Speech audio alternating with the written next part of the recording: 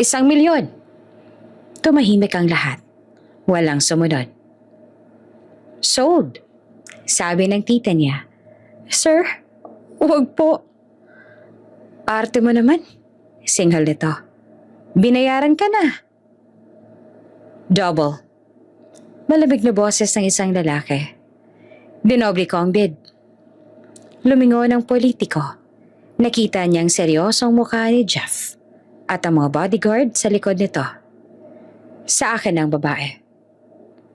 Ang gabing iyon, ang pag-iyak niya, ang paghawak ni Jeff sa mukha niya na parang marupok siyang bagay.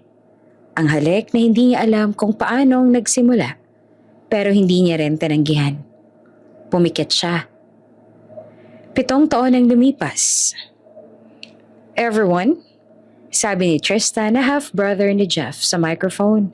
Proud ang ngiti. I want you all to meet the woman I'm going to marry. At sa mismong sandaling iyon, parang bumagal ang mundo ni Jeff. Kasi kahit 7 taon na ang lumipas, kahit nagpalit ng pangalan, kahit nagpalit ng mundo, hindi niya makakalimutan ang mga matang iyon. Si Ika, ang babaeng binid niya ng double.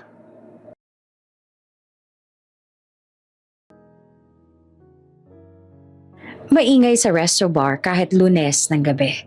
Halo-halong tawanan, tunog ng baso at amoy ng alak ang sumasalubong kay Ika habang paikot-ikot siyang may bitbit na tray ng beer.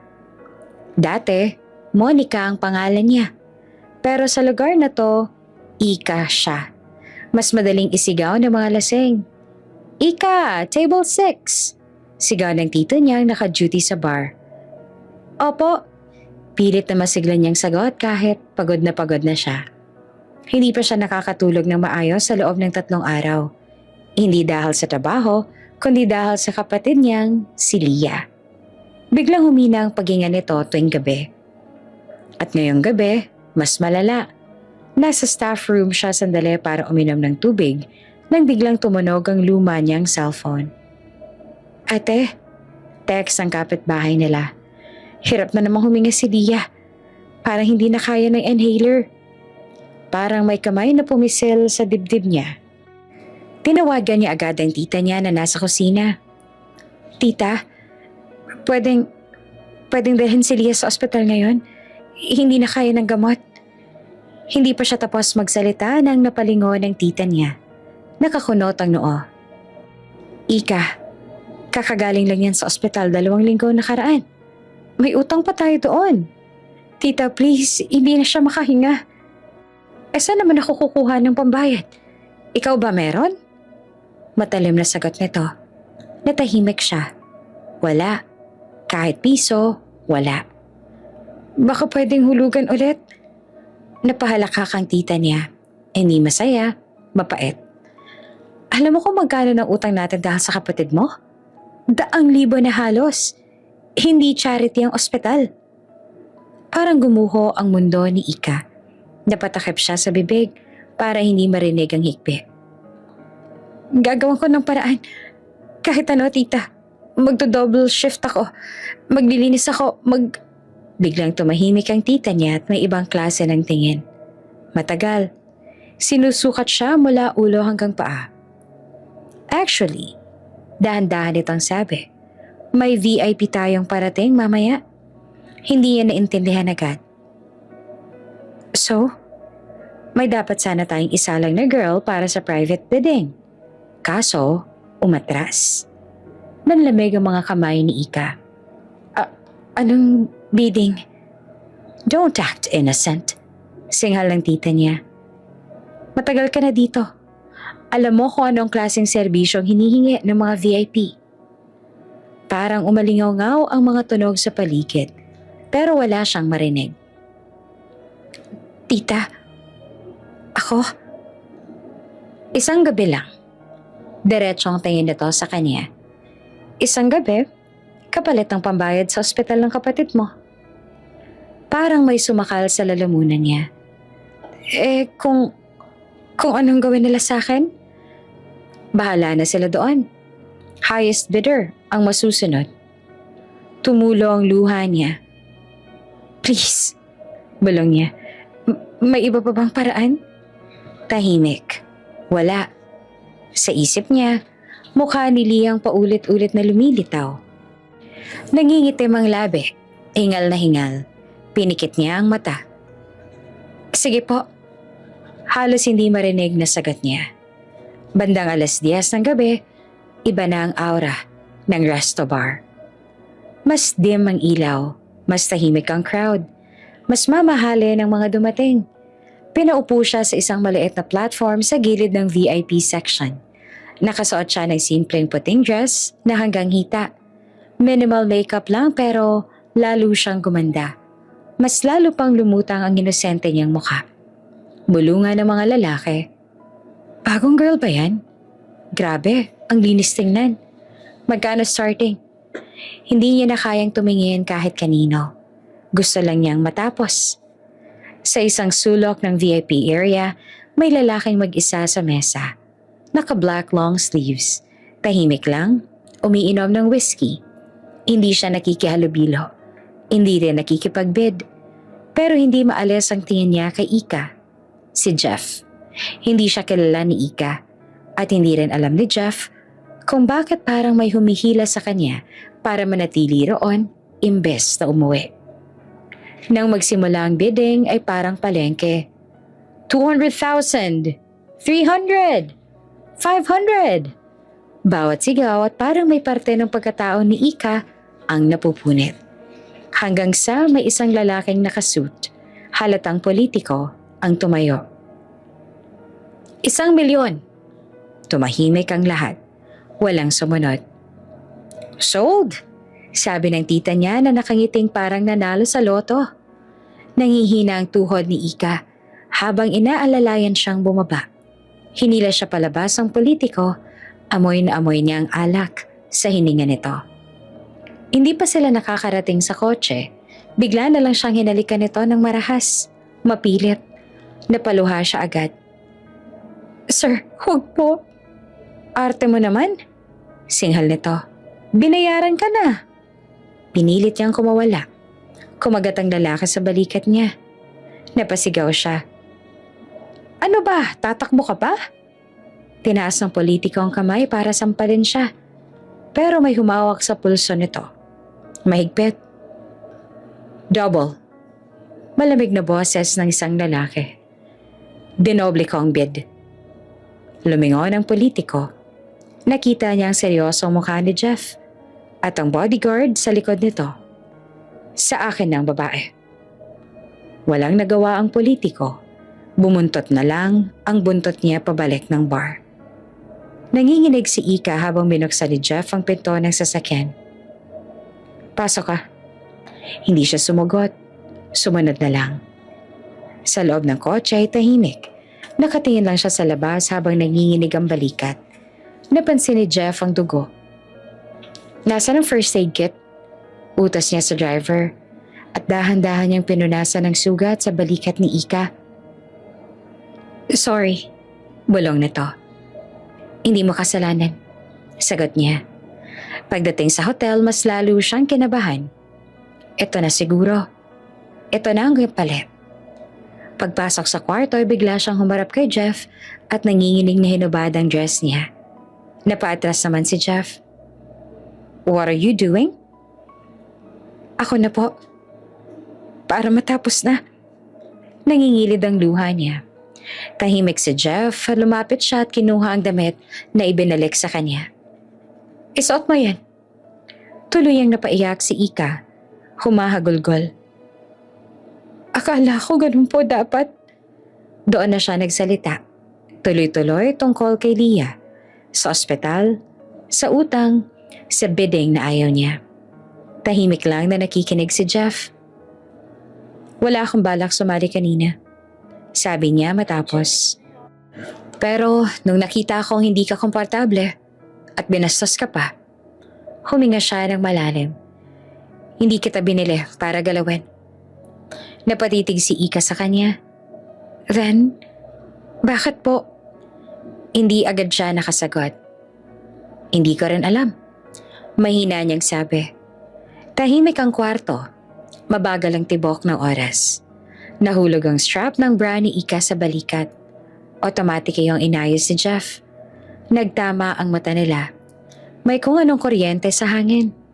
Dahan-dahan siyang yumuko at hinalikan siya. Sandali lang. Pero sapat para maramdaman nilang pareho, may nagsimulang bagay na hindi nila maintindihan.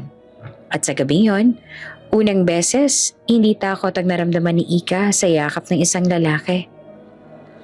Mahina ang ilaw sa loob ng hotel room. Tanging manipis sa sinag ng araw ang pumapasok sa pagitan ng kortinang bahagyang nakabukas. Tahimik ang paligid. Ibang klaseng katahimikan kumpara sa ingay ng resto bar na kinalakihan ni Ika. Amoy niyang malinis na kumot, may halong pabango. Hindi matapang, pero mabango. Parang amoy ng taong maayos ang buhay. Dahan-dahan siyang nagmulat ng mata. Sandali siyang natulala sa kisame. Hindi agad bumalik ang alaala. Hanggang sa maramdaman niya ang bigat ng kumot sa katawan niya at ang kakaibang pakiramdam sa pagitan ng mga hita niya. May kaunting hapde. May bigat sa dibdib niya na hindi niya maipaliwanag. Unti-unting bumalik ang lahat. Ang gabing iyon, ang pag-iyak niya, ang paghawak ni Jeff sa mukha niya na parang marupok siyang bagay. Ang halik na hindi niya alam kung paanong nagsimula, pero hindi niya rin tinanggihan. Pumikit siya. Hindi niya inaasahan na mangyayari iyon. Hindi iyon marahas, hindi rin madali. Pero may lambing. May pag-iingat. May mga sandaling pinahinto siya ni Jeff para siguraduhin okay lang siya. At pagkatapos, nakita niya ang gulat sa mukha ng lalaki. Wait, mahina nitong sabi noon. May dugo sa puting kumot. Nanlaki ang mata ni Jeff. Hindi niya na natapos ang tanong, pero tumango lamang si Ika. Nahihiya, nanginginig. Hindi niya alam kung bakit siya nahihiya. Hindi ba't iyon naman ang dahilan kung bakit siya naroon? Pero iba pala kapag ikaw na mismo ang nandun. Iba kapag hindi pera ang dahilan, kundi isang bagay na hindi mo may pangalan. Bumalik siya sa kasalukuyan nang maramdaman niyang wala na ang init sa tabi niya. Napalingon siya, walang tao. Maayos ang kabilang side ng kama, parang matagal nang walang nakahiga roon. Bigla siyang kinabahan.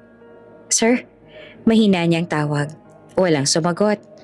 Umupo siya at hinila ang kumot para takpan ang sarili. Doon niya napansin ang isang maliit na sobre sa bedside table. Katabi nito ang isang fountain pen at isang perasong papel na nakatupi. Kumakabog ang dibdib niya habang inaabot iyon. Unang bumungad sa kanya ang tseke. Nanlaki ang mata niya. Hindi niya agad ma-process ang dami ng zero. Mas malaki pa sa kabuuang utang nila sa ospital. Mas malaki pa sa pera na kaya niyang kitain sa ilang taon ng pagtatrabaho. Nanlambot ang kamay niya. Kasunod noon, binuksan niya ang sulat. Maayos ang sulat kamay. Ika, hindi ito bayad sa katawan mo. Hindi kita binili kagabi. Ginawa ko to para hindi ka na mapilitang ibenta ang sarili mo kahit na kailan. Gamitin mo ang pera para mag-aral. Umalis ka sa lugar na yon. Magsimula ka ulit. Promise me, this will be the last time na mapupunta ka sa ganitong sitwasyon. Jeff. Nanginginig ang labi niya habang binabasa iyon. Walang, I'll see you again. Walang hintayin mo ako. Walang pangako. Pero may respeto. At mas masakit yata yon. Tumulo ang luha niya ng tuluyan. Tahimik lang siyang umiyak, yakap ang sulat sa dibdib. Hindi niya alam kung bakit mas masakit ang umagang ito kaysa sa lahat ng nangyari kagabi. Siguro dahil sa unang pagkakataon may lalaking tumingin sa kanya na hindi siya minamaliit. At umalis din ito na hindi man lang nagpaalam. Pagkatapos ng ilang minuto ay bumangon siya. May nakahandang damit sa upuan. Simpleng blouse at maong. Malinis, bagong laba. May resibo pa ang paper bag sa sahig. Pinili ni Jeff ang size niya. Hindi niya alam kung paano nito nalaman. Habang nagbibihis na patingin siya sa salamin. May marka pa ng kagat sa balikat niya. Namumula. Dahan-dahan niya iyong hinawakan. Paunti-unti, bumalik ang alaala ng kapatid niya. Biglang pumilis ang tibok ng puso niya. Hospital? Si Leah. Agad niyang kinuha ang tseke at ang mga gamit niya at lumabas ng hotel. Mabigat ang hangin sa ospital, amoy antiseptic at pagod. Pagdating niya sa ward, sinalubong siya ng kapitbahay nila. Namumugto ang mata nito. Ika, biglang nalamig ang kamay niya. Nasaan si Leah? Walang agad na sumagot. At doon niya nakita. Nakahiga ang kapatid niya. Tahimik. Hindi na humihinga. May puting kumot hanggang dibdib. Parang tumigil ang kanyang mundo. Hindi na siya umabot kagabi. Mahinang sabi ng nurse. Severe asthma attack. Bumagsak ang hawak niyang sobre sa sahig. Huli na. Ang perang pinaglaban niya ng buong pagkatao niya kagabi, hindi na pala kailangan. Parang may sumabog sa loob niya. Hindi iyak, hindi sigaw. Isang malalim, tahimik na sakit na hindi mahanapan ng labasan. Lumapit siya sa kama at hinawakan ng malamig na kamay ng kapatid niya. Sorry, bulong niya. Sorry kung hindi kita nadala agad. Tumulo ang luha niya sa kumot. Sa isip niya, paulit-ulit ang tanong. Kung tumanggi siya kagabi, buhay pa kaya si Leah? Hindi niya alam. At mas masakit iyon. 3 araw pagkatapos mailibing ang kapatid niya, bumalik siya sa resto bar. Hindi para magtrabaho, kundi para umalis. Anong akala mo? Basta-basta ka lang aalis? Sigaw ng tita niya. Utang mo pa lahat ng gastos dito. Tahimik lang siyang nakatingin. Iba na ang tingin niya ngayon. Wala nang takot. Kukunin ko na mga gamit ko. Kalmado niyang sabi. Hindi na ako babalik. May pera ka na ba? May sponsor ka? Mapanlait na tanong. Tinitigan niya ito. Meron. Hindi na siya nag-explain. Hindi niya sinabi kung saan ang galing. Hindi niya sinabi kung ano ang kapalit. Dinala niya ang maliit niyang bag, ang ilang damit, at ang larawan nila ni Leah. Habang palabas siya ng resto bar, naaamoy niya ang parehong amoy ng alak at sigarilyo. Dati, pakiramdam niya nakakulong siya rito. Ngayon, parang bangkay na lang ang lugar. Isang bagay na kailangan niyang iwan para mabuhay. Sa jeep papunta sa terminal, hawak niya ang sobre sa bag niya. Hindi niya alam kung saan siya pupunta. Pero alam niya kung ano ang una niyang gagawin. Mag-e-enroll, mag-aaral, aahon. Para kay Leah, para sa sarili niya, at para sa lalaking hindi malang nagpaalam. Pero binigyan siya ng pagkakataong magsimula ulit. Tahimik siyang umiyak habang umaandar ang jeep. Sa unang pagkakataon, hindi dahil sa takot, kundi dahil may maliit na pag-asa na sumilip sa gitna ng sakit. At dala niya ang pangakong binitawan niya sa isang sulat. Hindi niya na ibebenta ang sarili niya, kahit na kailan. 7 taon ang lumipas pero may gabi pa rin na bumabalik sa panaginip ni Jeff ang amoy ng hotel room. Malinis na kumot, halong pabango at luha. Minsan isang sulyap lang sa basag na ilaw ng bar o sa isang babaeng nakayuko habang pinipigilan ng iyak. Sapat na para maramdaman niya ulit ang bigat ng gabing hindi niya na naaayos sa utak niya. Kaya siguro nang tumama ang gulong ng sasakyan sa kalsada ng Maynila, parang may humila sa dibdib niya. Mainit ang hangin, maingay ang mga busina, at sa bawat sulok, billboard, ilaw, mga taong nagmamadali, ramdam niyang hindi na siya kabilang dito. Naka-black shirt siya, kupas na jeans at lumang sneakers. Walang alahas, walang relo. Ang dating Jeff na kilala ng mga tao, na polished, sharp, laging nakasuit, parang nawala sa ibang planeta.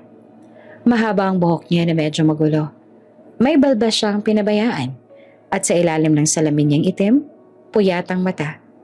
Pagbaba pa lang niya sa airport, may kumislap na mga kamera. Sir Jeff, one question. Is it true you're back for your brother's engagement? Why the new look? Hindi siya sumagot. Diretso lang siyang naglakad. Hawak ang carry-on bag na parang gusto niyang tapusin agad ang pag-uwi. Sa gilid, rinig niya ang bulungan. Siya ba yan? Grabe naman, mukhang depressed. Akala ko perfect na siya dati. Suminghot siya ng bahagya. Amoy niya ang airport, aircon, kape, at pabango ng mga mayayamang dumadaan. Pero sa kanya, parang amoy ng obligasyon. Amoy ng bagay na ayaw niyang balik-balikan. Sa parking, naghihintay ang driver ng pamilya nila. Good evening po, Sir Jeff. Maingat na bate ng lalaki. Pinapauwi po kayo ni Sir, ng daddy ninyo. Diretso na raw po tayo sa dinner. Tumangulang siya. Hindi niya gustong umuwi sa bahay. Hindi niya gustong makita si Tristan. Pero mas ayaw niyang marinig ang boses ng ama niya sa telepono. Kahit isang gabi lang, Jeff, para sa pamilya. Pamilya. Ang salitang yon sa kanila ay parang business contract. May obligasyon, may imahe, may kontrol. At si Jeff matagal na siyang napagod. Ang engagement dinner party ay ginanap sa isang high-end hotel ballroom. Pagpasok pa lang niya, tumama sa ilong niya ang amoy ng mamahaling alak, steak, at bulaklak na bagong arrange. Malambot ang carpet, halos hindi marinig ang yabag. Pero rinig ang tawa ng mga taong sanay na sa ganitong paligid. Gold ang ilaw, may chandeliers na parang bituin na nakabitin sa kisame. May mga waiter na nakaputing gloves at sa paligid, puro mga taong kilala niya. Mga negosyante, mga politiko, mga kaibigan ng pamilya. Pagpasok niya, parang huminto ang usapan. Hindi dahil siya ang bida, kundi dahil hindi siya tugma sa eksena. May mga mata na sumunod sa kanya, mula ulo hanggang paa. Si Jeff yan? Ang layo na ng itsura niya. Bakit parang ayaw niya na sa lahat? Hindi niya pinansin. Tumango lang siya sa ilang nakasalubong ng ngumiti. Ngunit parang halatang nagugulat. Sa dulo ng ballroom, nakikita niya ang ama niya. Nakasuit, maayos, strong presence kahit nakatayo lamang. Katabi nito ang stepmom niya. Elegante, malamig ang aura. At sa gitna, si Tristan. Naka-gray suit si Tristan. Clean cut. Confident smile. Yung tipo ng lalaki na madaling mahalin ng media. Charming, successful. Future CEO material. Napansin ni Jeff agad ang tingin ni Tristan sa kanya. Hindi ito tuwang-tuwa. Mas parang, bakit andito ka? Hindi na bago iyon. Simula bata pa sila, laging may pagitan. Half-brother sila. Magkaiba ng nanay. At kahit iisang apelyido, parang dalawang mundo. Dati close sila, pero habang tumatanda, mas nagiging komplikado. Sa totoo lang, hindi lang inggit o kompetisyon. May mga sugat na hindi nila pinag-uusapan, mga salitang hindi binawi, mga bagay na piniling kalimutan pero naiwan pa rin sa pagitan nila. Lumapit si Jeff sa mesa ng pamilya. Jeff, malamig na bati ni Tristan na parang pilit. Tristan, sagot ni Jeff na pareho ang tono. Nagkatinginan sila ng sandali. Ang tingin ng dalawang taong magkapareho ng dugo pero hindi magkapareho ng puso. Tumikim ang ama nila, pilit binabasag ang tensyon. Good you're here, sabi nito. Mamaya family picture. Don't disappear. Hindi naman sumagot si Jeff. Tumango lamang. Nagpatuloy ang programa. May mga speech, may mga toast. Tumatawa ang mga tao sa jokes ng host kahit hindi naman nakakatawa. At si Jeff nakaupo lamang sa gilid. May hawak na baso ng whiskey. Pero halos hindi umiinom. Sa bawat congratulations, mas nararamdaman niyang wala siyang lugar dito. Hanggang sa dumating ang moment na ipinakilala ni Tristan ang fiancé niya. Everyone, sabi ni Tristan sa microphone, proud ang ngiti. I want you all to meet the woman I am going to marry. Palakpakan, sigawan ng woo. Lumabas ang babae sa gilid ng stage. At sa mismong sandaling iyon, parang bumagal ang mundo ni Jeff. Hindi dahil sobrang ganda lang niya. Kahit totoo naman yon. Naka-cream dress siya, elegant, simple, pero classy. Maayos ang buhok, soft curls, natural lang ang makeup. Pero ang mata, tumama kay Jeff. Parang may tumusok sa dibdib niya. Hindi niya kailangang mag-isip ng matagal kasi kahit 7 taon na ang lumipas, kahit nagpalit ng pangalan, kahit nagpalit ng mundo, hindi niya makakalimutan ang mga matang iyon, si Ika. Pero hindi na siya si Ika ngayon. Her name is Monica. Proud na sabi ni Tristan. She is the CEO of her own jewelry brand. A self-strong, self-made woman. Nabingi si Jeff sa mga sumunod na salita. Narinig niya ang palakpakan, pero parang nasa ilalim siya ng tubig. Ang alam niya lang, naroon siya, buhay, nasa harap niya. At fiancé ng kapatid niya. Nanlamig ang kamay niya sa baso. Halos mabitawan niya. Sa stage ay ngumiti si Monica. Perfect smile. Pero sa likod ng ngiting yon, nakita ni Jeff ang munting pag-alog ng dibdib niya. Yung parang pinipigilan ng panic. At nang nagtagpo ang tingin nila, saglit lang pero sapat na. Nanlaki ang mata ni Monica. Parang nakita niya ang multo ng nakaraan. Parang biglang bumalik ang amoy ng resto bar. Ang sakit ng kagat sa balikat, ang malamig na umaga na may sulat at tseke. Napahawak siya sa gilid ng microphone stand. Parang kailangan niya ng sandalan. Hindi naman napansin ng iba, pero napansin niyo ni Jeff. Dahil siya lang nakakaalam kung paanong nanginginig ang kamay ng babaeng iyon kapag katakot. At ngayon, nanginginig na naman. Mahal? Bulong ni Tristan habang inaabot ang kamay ni Monica. Okay ka lang? Tumango si Monica pero halatang pilit. Mula sa baba, hindi maalis ang tingin ni Jeff. Hindi siya galit. Hindi rin siya masaya. Ang nararamdaman niya, halo-halo. Parang may pinunit sa loob niya. Tapos, may nagbukas na sugat na akala niya matagal nang nagsara.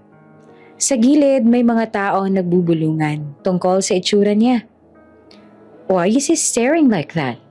Parang kilala niya yung girl. Awkward. Nang matapos ang introduction, tumayo ang ama nila at lumapit sa mic. Now, sabi nito, let's take a family photo. Jeff, come up here. Tumama ang pangalan niya sa tenga ni Monica na parang sampal. Nanigas si Monica. Para siyang estatwa sa stage. Si Tristan ngumiti pa rin sa crowd, pero napatingin siya kay Jeff at halatang may irita. Go, bulong ni Tristan. Hindi friendly ang tono. Para matapos. Tumingin si Jeff sa ama niya, tapos sa stage. Pag-akyat niya, ramdam niya ang init ng spotlight. Amoy niya ang bouquet ng roses sa gilid. Rinig niya ang clicks ng camera. Parang mga putok. Tumayo siya sa tabi ni Tristan. At sa kabilang side ay si Monica. Hindi sila magkatabi pero malapit enough para maramdaman ni Jeff ang tensyon sa hangin. Hindi siya tumingin agad sa babae. Pero kahit hindi siya tumitingin, ramdam niyang naroon ang takot. Yung takot na pilit tinatago sa eleganteng postura. Smile! Sigaw ng photographer. Ngumiti naman si Tristan. Natural. Ngumiti ang ama nila. Perfect. Ngumiti si Monica, pero parang punit na punit sa loob. Si Jeff hindi halos makangiti. At nang sumulyap siya kay Monica sa gilid ng mata niya, nakita niya itong halos hindi humihinga. Na parang ang isang salita lang niya, babagsak ang mundo nito. Nagdikit ang tingin nila. Sa mata ni Jeff, may pagkilala. Sa mata ni Monica, may pakiusap. Wag. At sa gitna ng lahat ng palakpakan at camera flashes, isang bagay lang malinaw. 7 taon niyang tinakbuhan ng gabing iyon. Pero heto na naman, nasa harap niya. At mas malala pa, kabit nito ngayon ang pangalan ng kapatid niyang halos hindi niya kasundo.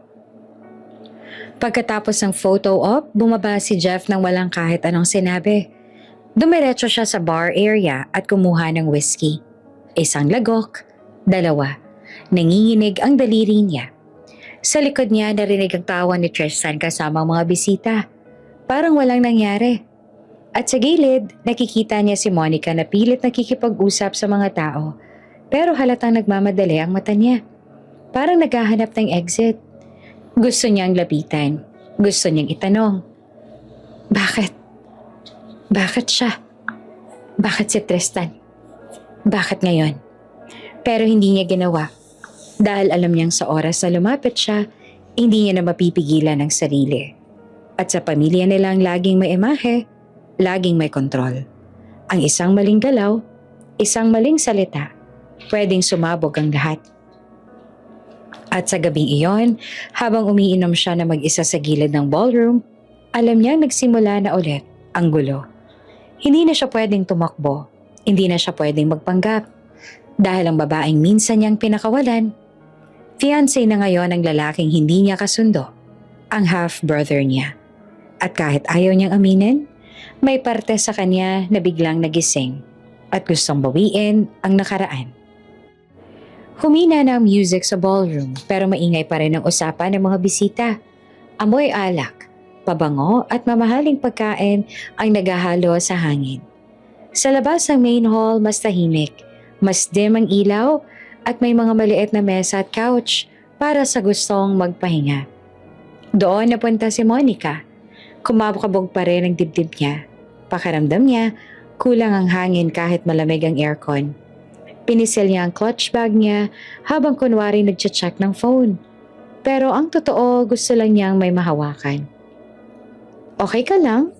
Tanong na isang socialite na nadaanan siya. Ngumiti siya, yung rehearsed smile na ilang taon niya nang ginagamit.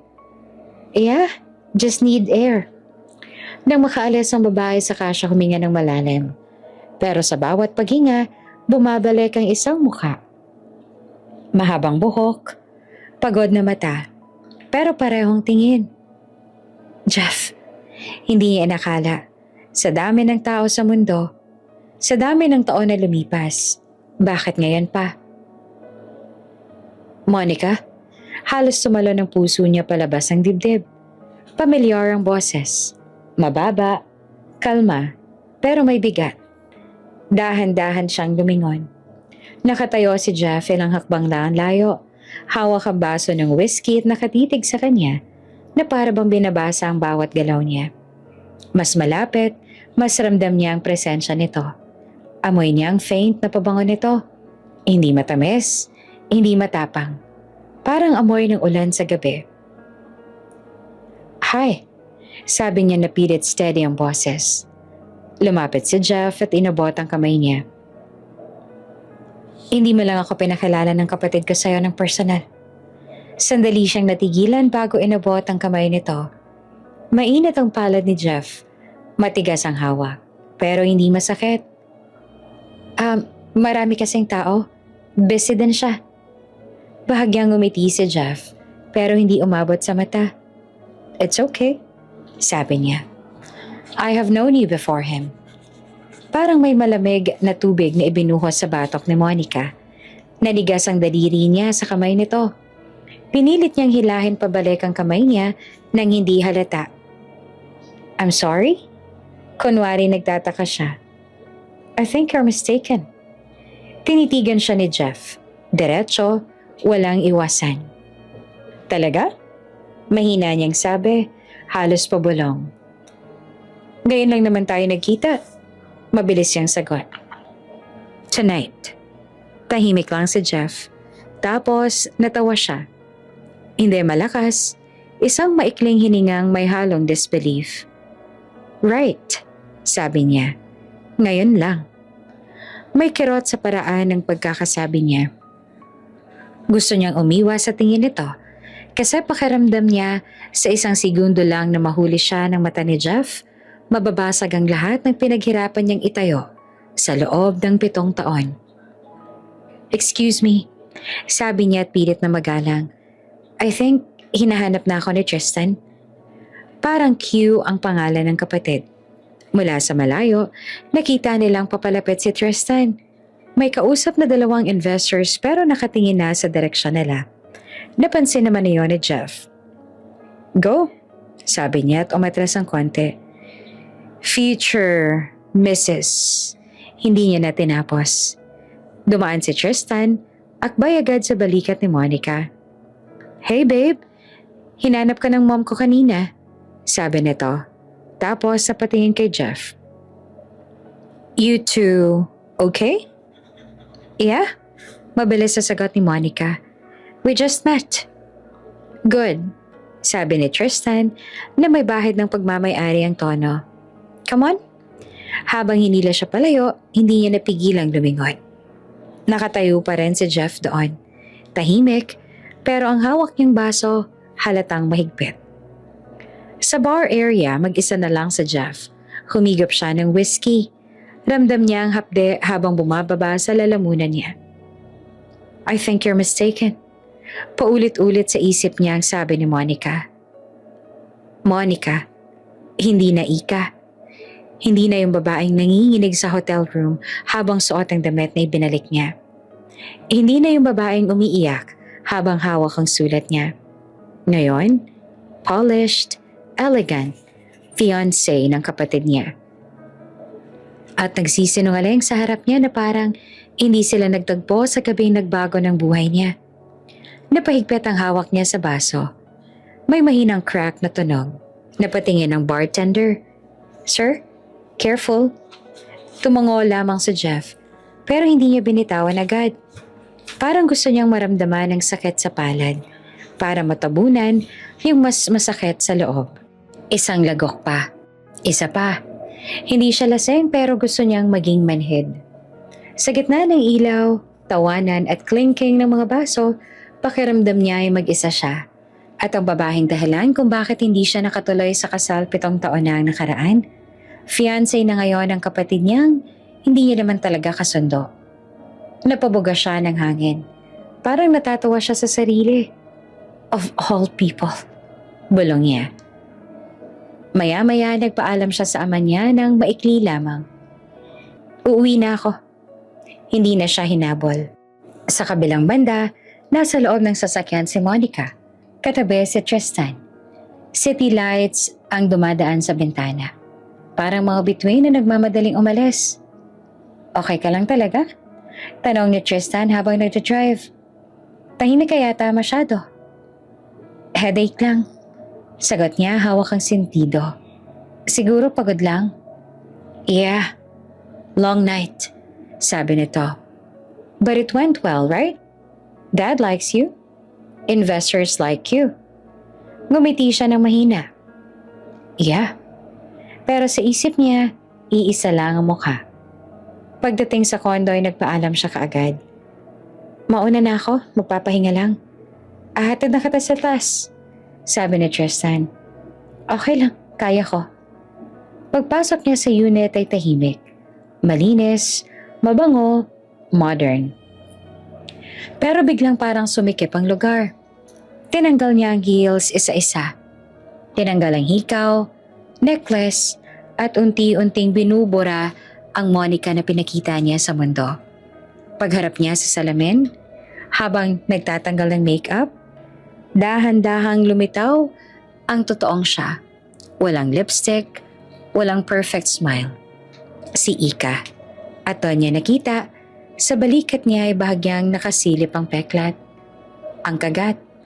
Ang gabing muntik na siyang mawala sa sarili niya. Hinawakan niya iyon. Malamig ang daliri niya at mainit ang alaala.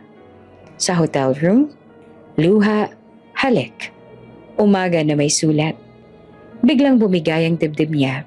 Napaupo siya sa sahig ng banyo. Nakasandal sa pader at yakap ang sarili. Tahimik siyang umiyak. Hindi dahil bumalik si Jeff, kundi dahil sa isang tingin lang nito, parang nabura lahat ng pinilit niyang kalimutan. At ang mas masakit, kahit anong tanggi niya kanina, hindi niya kayang lokohin ang sarili niya. Nakilala niya agad si Jeff. At may parte sa kanya na natakot. Dahil alam niyang pag nagtagal pa ito sa buhay niya ulit, hindi lamang nakaraan ang babalik, pati ang damdaming pilit niyang inilibing. Sa kabilang dulo naman ng syudad, nakahiga si Jeff sa madilim na kwarto ng kondo niya. Hindi siya makatulog. Sa kisame lang siya nakatingin.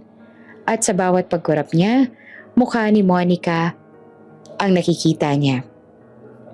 Pero sa isip niya, iisa lang ang pangalan nito, Ika. Maliwanag ang ilaw sa loob ng restaurant, pero malamig ang pakiramdam sa mesa ng pamilya. Kristal ang mga baso. Amoy steak at red wine ang hangin. Mahinang classical music ang tumutugtog sa background. Pero hindi nito natatakpan ng tensyon na parang usok na nakabalot sa mesa. Magkaharap sina Jeff at ang ama niya. Sa gilid naman si Tristan, katabi si Monica, na maayos ang upo. Tuwid ang likod pero halatang hindi komportable. Paminsan-minsan, tumatama ang tingin ni Jeff sa kanya. Paminsan-minsan din mabilis iyong umiiwas. "Good to have you back," sabi ng ama nila at hawak ang wine glass. "It's been what? Years?" 7. Tipid na sagot ni Jeff. Tumango ang ama niya. 7 years din mula nung umatras ka sa kasal mo. Napahinto ang kutsara ni Monica sa ere. Kasal? Napalingon siya kay Jeff. Tahimik lamang ang lalaki. Walang reaksyon. "Dad," sabat ni Tristan na parang gustong ilihis ang usapan. Pero tuloy ang ama nila. "Hindi ka na bata, Jeff. Kailan mo pa balak ayusin ang buhay mo? Mag-asawa ulit. Mag-settle down." Tahimik ang mesa. Naririnig ni Monica ang sariling tibok ng puso niya. Hindi niya alam na may ganitong parte ng buhay nito. Si Jeff tumungga lang ng tubig. "Wala sa plano," sagot niya. Napailing naman ang ama. "Tingnan mo ang kapatid mo. Stable, focused. May mapapangasawa na galing sa magandang pamilya." Napatingin ito kay Monica. May proud na ngiti. Si Monica, kahit naulila sa aksidente ang buong pamilya, ang laki ng namana. Kaya naging self-made. May breeding, may class. Nanlambot ang kamay ni Monica sa ilalim ng mesa. Parang may malamig na tubig na ibinuhos sa ulo niya. Self-made. Dahil mayaman ang pamilya? Naramdaman niya ang titig ni Jeff sa kanya. Mabigat. Alam niyang alam nito ang totoo. Yung resto bar, yung utang, yung kapatid. Hindi siya kumibo. Hindi rin sa Jeff. Pero sa mata nito ay may tanong at may kirot. "Samantalang ikaw," dagdag ng ama nila at bumaling kay Jeff. "Parang wala ka ng direksyon. Tingnan mo nga ang itsura mo." Tumikim ang future mother-in-law ni Monica, ang ina ni Tristan. "Pasensya na pero totoo naman," sabi nito habang inaayos ang napkin sa kandungan. "We expected more from him." Ang gulo ng image. Parang rebelde na walang pakialam. Tipid namang umiti si Jeff. Wala siyang sinagot, pero sa ilalim ng mesa ay nakakuyom ang kamao niya. Naramdaman naman iyon ni Monica, kahit hindi siya tumitingin. Bigat, sikip, parang may sumisigaw sa loob niya na itigil ang usapan. "Excuse me," bigla niyang sabi at pilit na kalmado ang boses. "CR lang po." Tumayo siya bago pa may makapigil. Sa loob ng ladies' room maliwanag ang ilaw. Amoy sabon at mamahaling hand wash. Huminga siya ng malalim sa harap ng salamin. Kalma. Bulong niya sa sarili. Pero sa likod ng salamin, ibang mukha ang nakikita niya.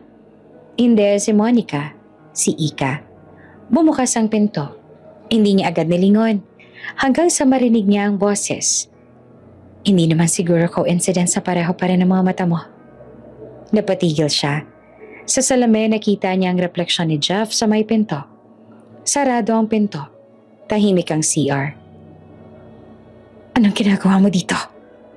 Tanong niya na mahina pero matigas. Lumapit si Jeff. Hindi masyado. Pero sapat para maramdaman niya ang presensya nito sa likod niya. "Bakit mo kailangang magsinungaling?" Diretso ang tanong nito. Hindi siya lumingon. "I don't know what you're talking about." Talaga? Mahina pero may diin. Mayamang pamilya. Accident. Naman na lahat. Tumalikod siya para harapin ito. Hindi ako ang babaeng sinasabi mo. Sabi niya at pilit na steady.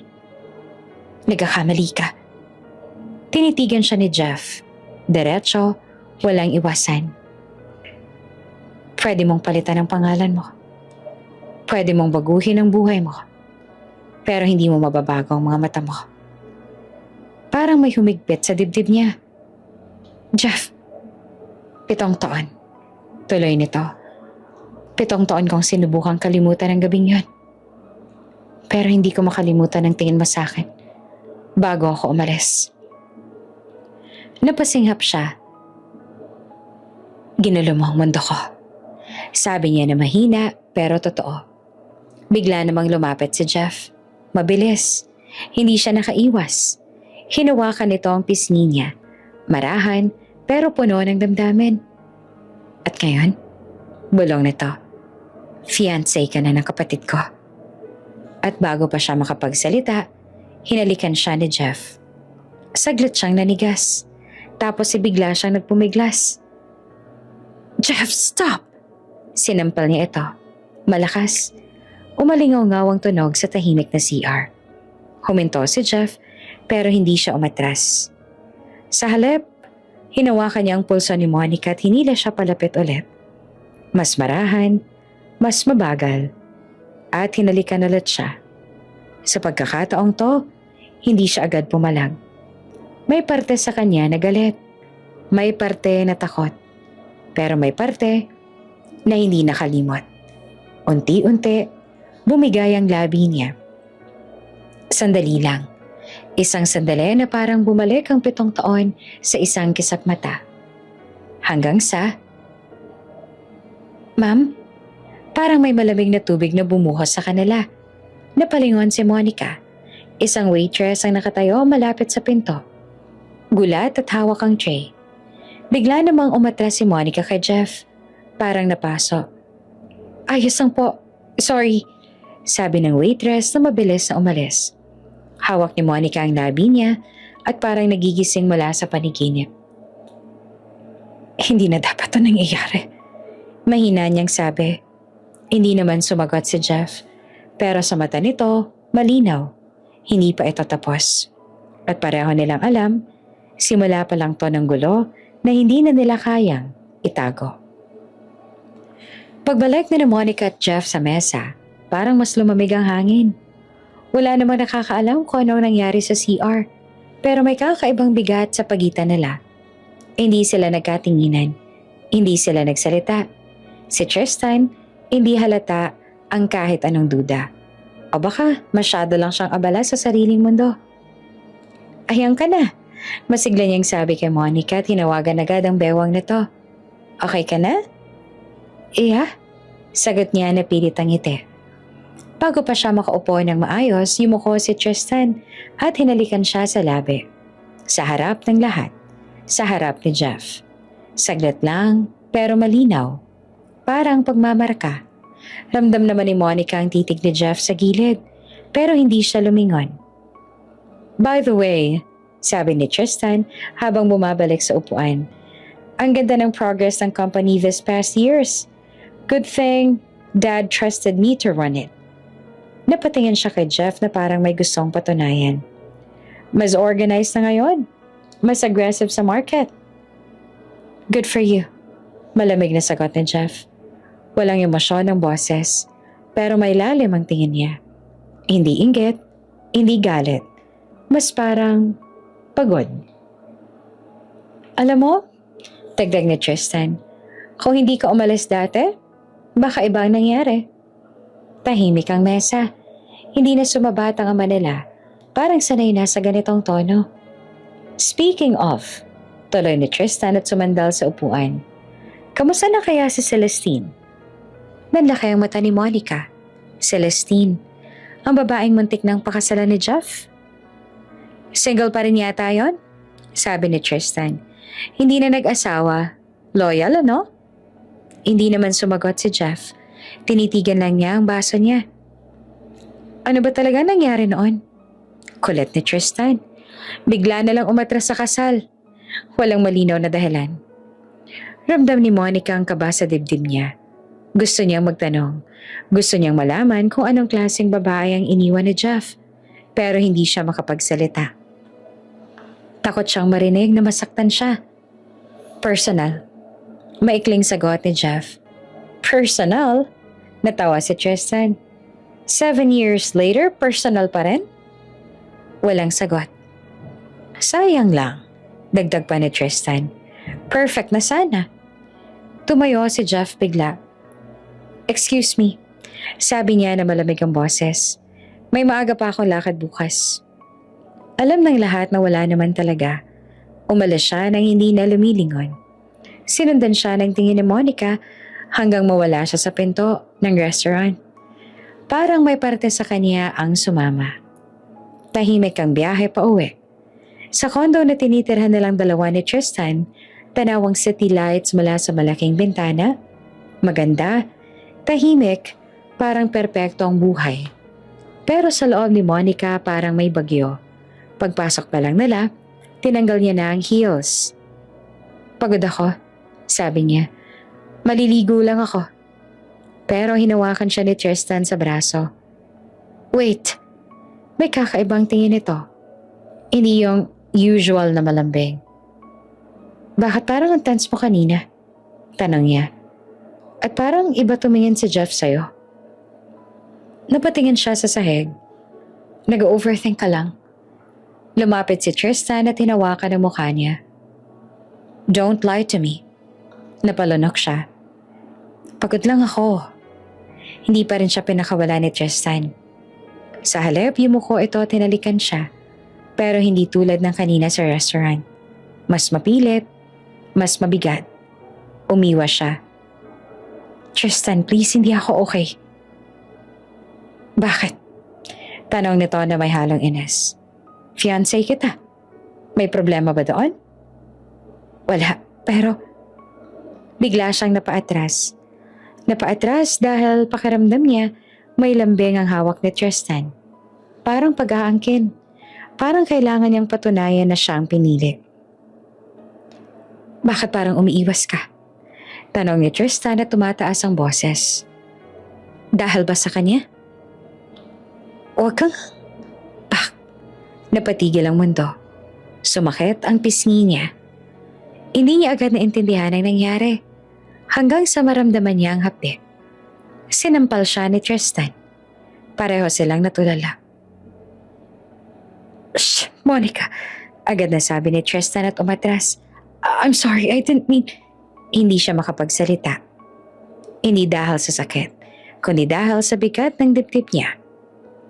Ito na ba ang lalaking pinili niya? Dahil siya iniwan? Ito ba ang lalaking safe? Sorry. Ulit ni Tristan at hinawakan ang ulo niya. Nadala lang ako. Naiinis ako kay Jeff. Parang may tinatago siya. Tahimik lamang si Monica. Tumango siya ng mahina. Hindi dahil okay na siya, kundi dahil pagod na siyang lumaban. Makalipas ang ilang minuto, nasa banyo siya mag-isa. Tahimik ang kondo. Rinig niya ang mahinang tunog ng TV sa sala kung nasaan si Tristan. Sa salamin kita niyang namumulang marka sa pisngi niya. Hinawakan niya iyon. Hindi ito ang unang beses na nasaktan siya. Pero ito ang unang beses na nasaktan siya ng lalaking akala niya ay magiging proteksyon niya. Dahan-dahan siyang naupo sa sahig. Iyakap ang tuhod. Tahimik siyang umiyak. Hindi dahil lang sa sampal, kundi dahil sa realization na baka mali ang pinili niyang daan. At sa kabila ng lahat ng pilit niyang tinatanggi, ang lalaking gusto niyang iwasan, siya pang lalong gumugulo sa puso niya. Sa kabilang bahagi naman ng syudad, nakatayo si Jeff sa balkonahe ng kondo niya. Hawak ang bote ng whiskey. Hindi niya alam kung bakit masakit pa rin ang dibdib niya. Hindi niya alam na sa parehong oras, pareho silang gising. Pareho silang sugatan at pareho silang nakakulong sa mga desisyong ginawa nila 7 taon na ang nakalipas. Madilim ang rooftop bar kung nasan si Jeff, pero maliwanag ang lungsod sa ibaba. Parang kumikislap ang Maynila sa libo-libong ilaw, habang siya nakaupo sa isang sulok na mesa. Tahimik na umiinom. Katapat niya ang best friend niyang si Marco. Ang isang taong alam ang halos lahat ng parte ng buhay niya na hindi alam ng pamilya niya. Pare, sabi ni Marco habang tinataas ang baso ng beer. Ilang taon na kitang kilala pero ngayon lang kitang nakitang ganyan. Ganyang paano? Tanong ni Jeff na hindi tumitingin. Parang may multong hinahabol. Tahimik si Jeff. Oops! May break muna. Gusto mo bang ma-shoutout dito sa channel ni Ate Jane? Mag-comment lang ng lesson you learned from the latest story uploaded. Dahil pipili kami ng isang best comment of the day para i-shoutout sa susunod na upload. Kaya huwag kalimutang mag-iwan ng lesson you learned after you watch this video. Maraming salamat! Shoutout nga pala kina Sonia had a vlog from Genova, Italy. Walde Trudis from Garvida, Davao City. At Grace Reganon from Kuala Lumpur, Malaysia. Sa ating mga taga-subaybay, paki-comment naman po sa baba kung taga saan kayo para alam ko kung hanggang saan umaabot ang mga kwento ni Ate Jane at para ma-shoutout ko rin kayo sa mga susunod pa nating mga kwento. Maraming salamat sa inyong pakikinig.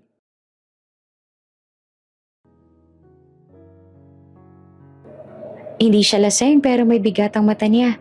May pagod na hindi galing sa puyat. Siya yun, diba? Tanong ni Marco. Yung girl 7 years ago. Humigop ng whiskey si Jeff. Fiancé na ng kapatid ko. Napamura si Marco.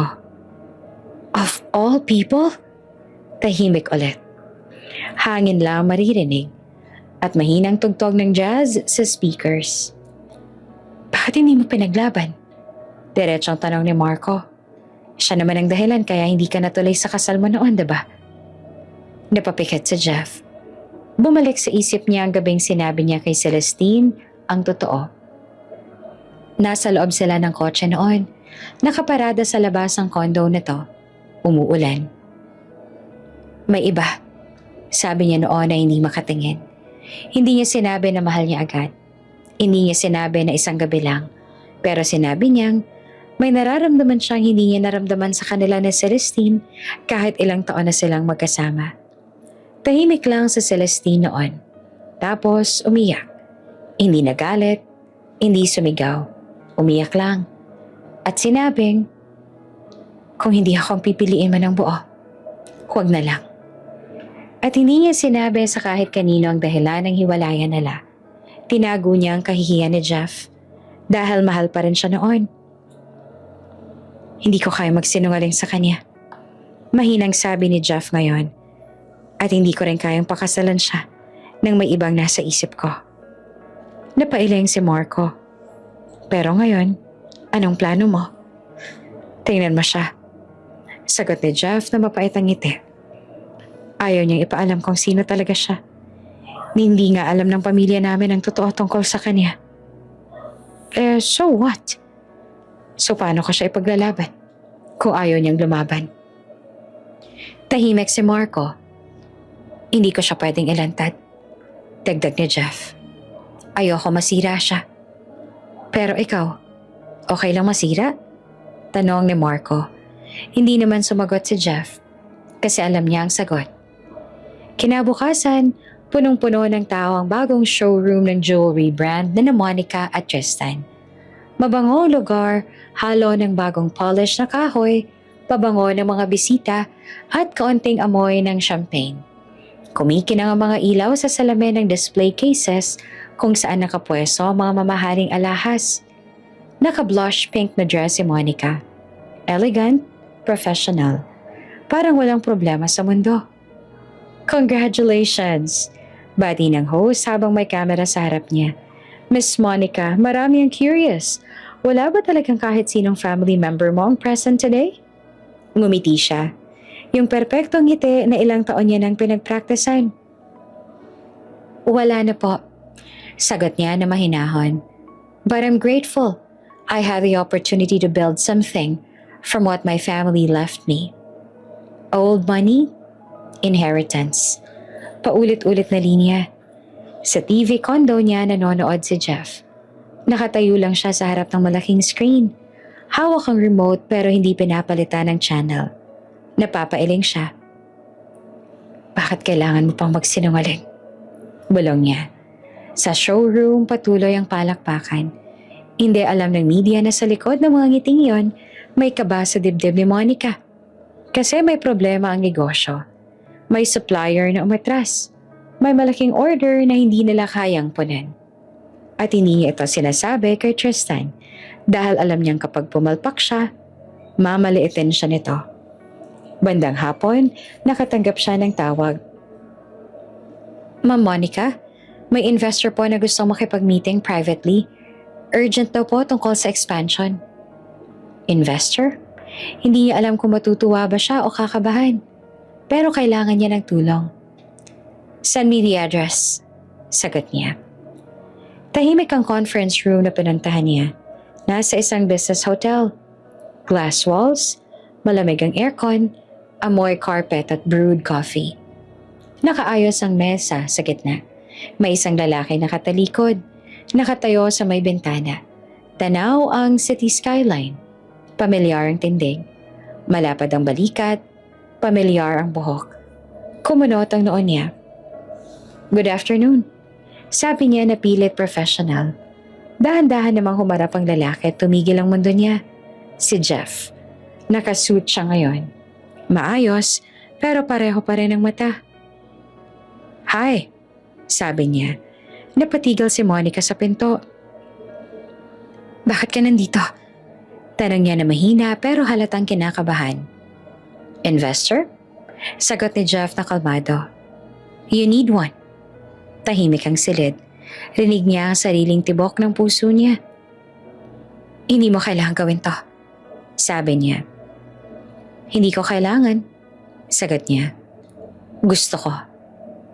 At doon niya na-realize, hindi pa tapos ang nakaraan. At mas lalo lang itong lalapit. Malamig ang conference room pero mainit ang pakiramdam ni Monica. Parang kulang ang hangin. Bakit kailangan mo tong gawin? Galit niyang sabi na mahina pero nanginginig. Hindi mo kailangan pumasok sa buhay ko ulit. Hawak niya ang bag niya at handang umalis. Lumapit si Jeff pero hindi masyadong malapit. Monica, please.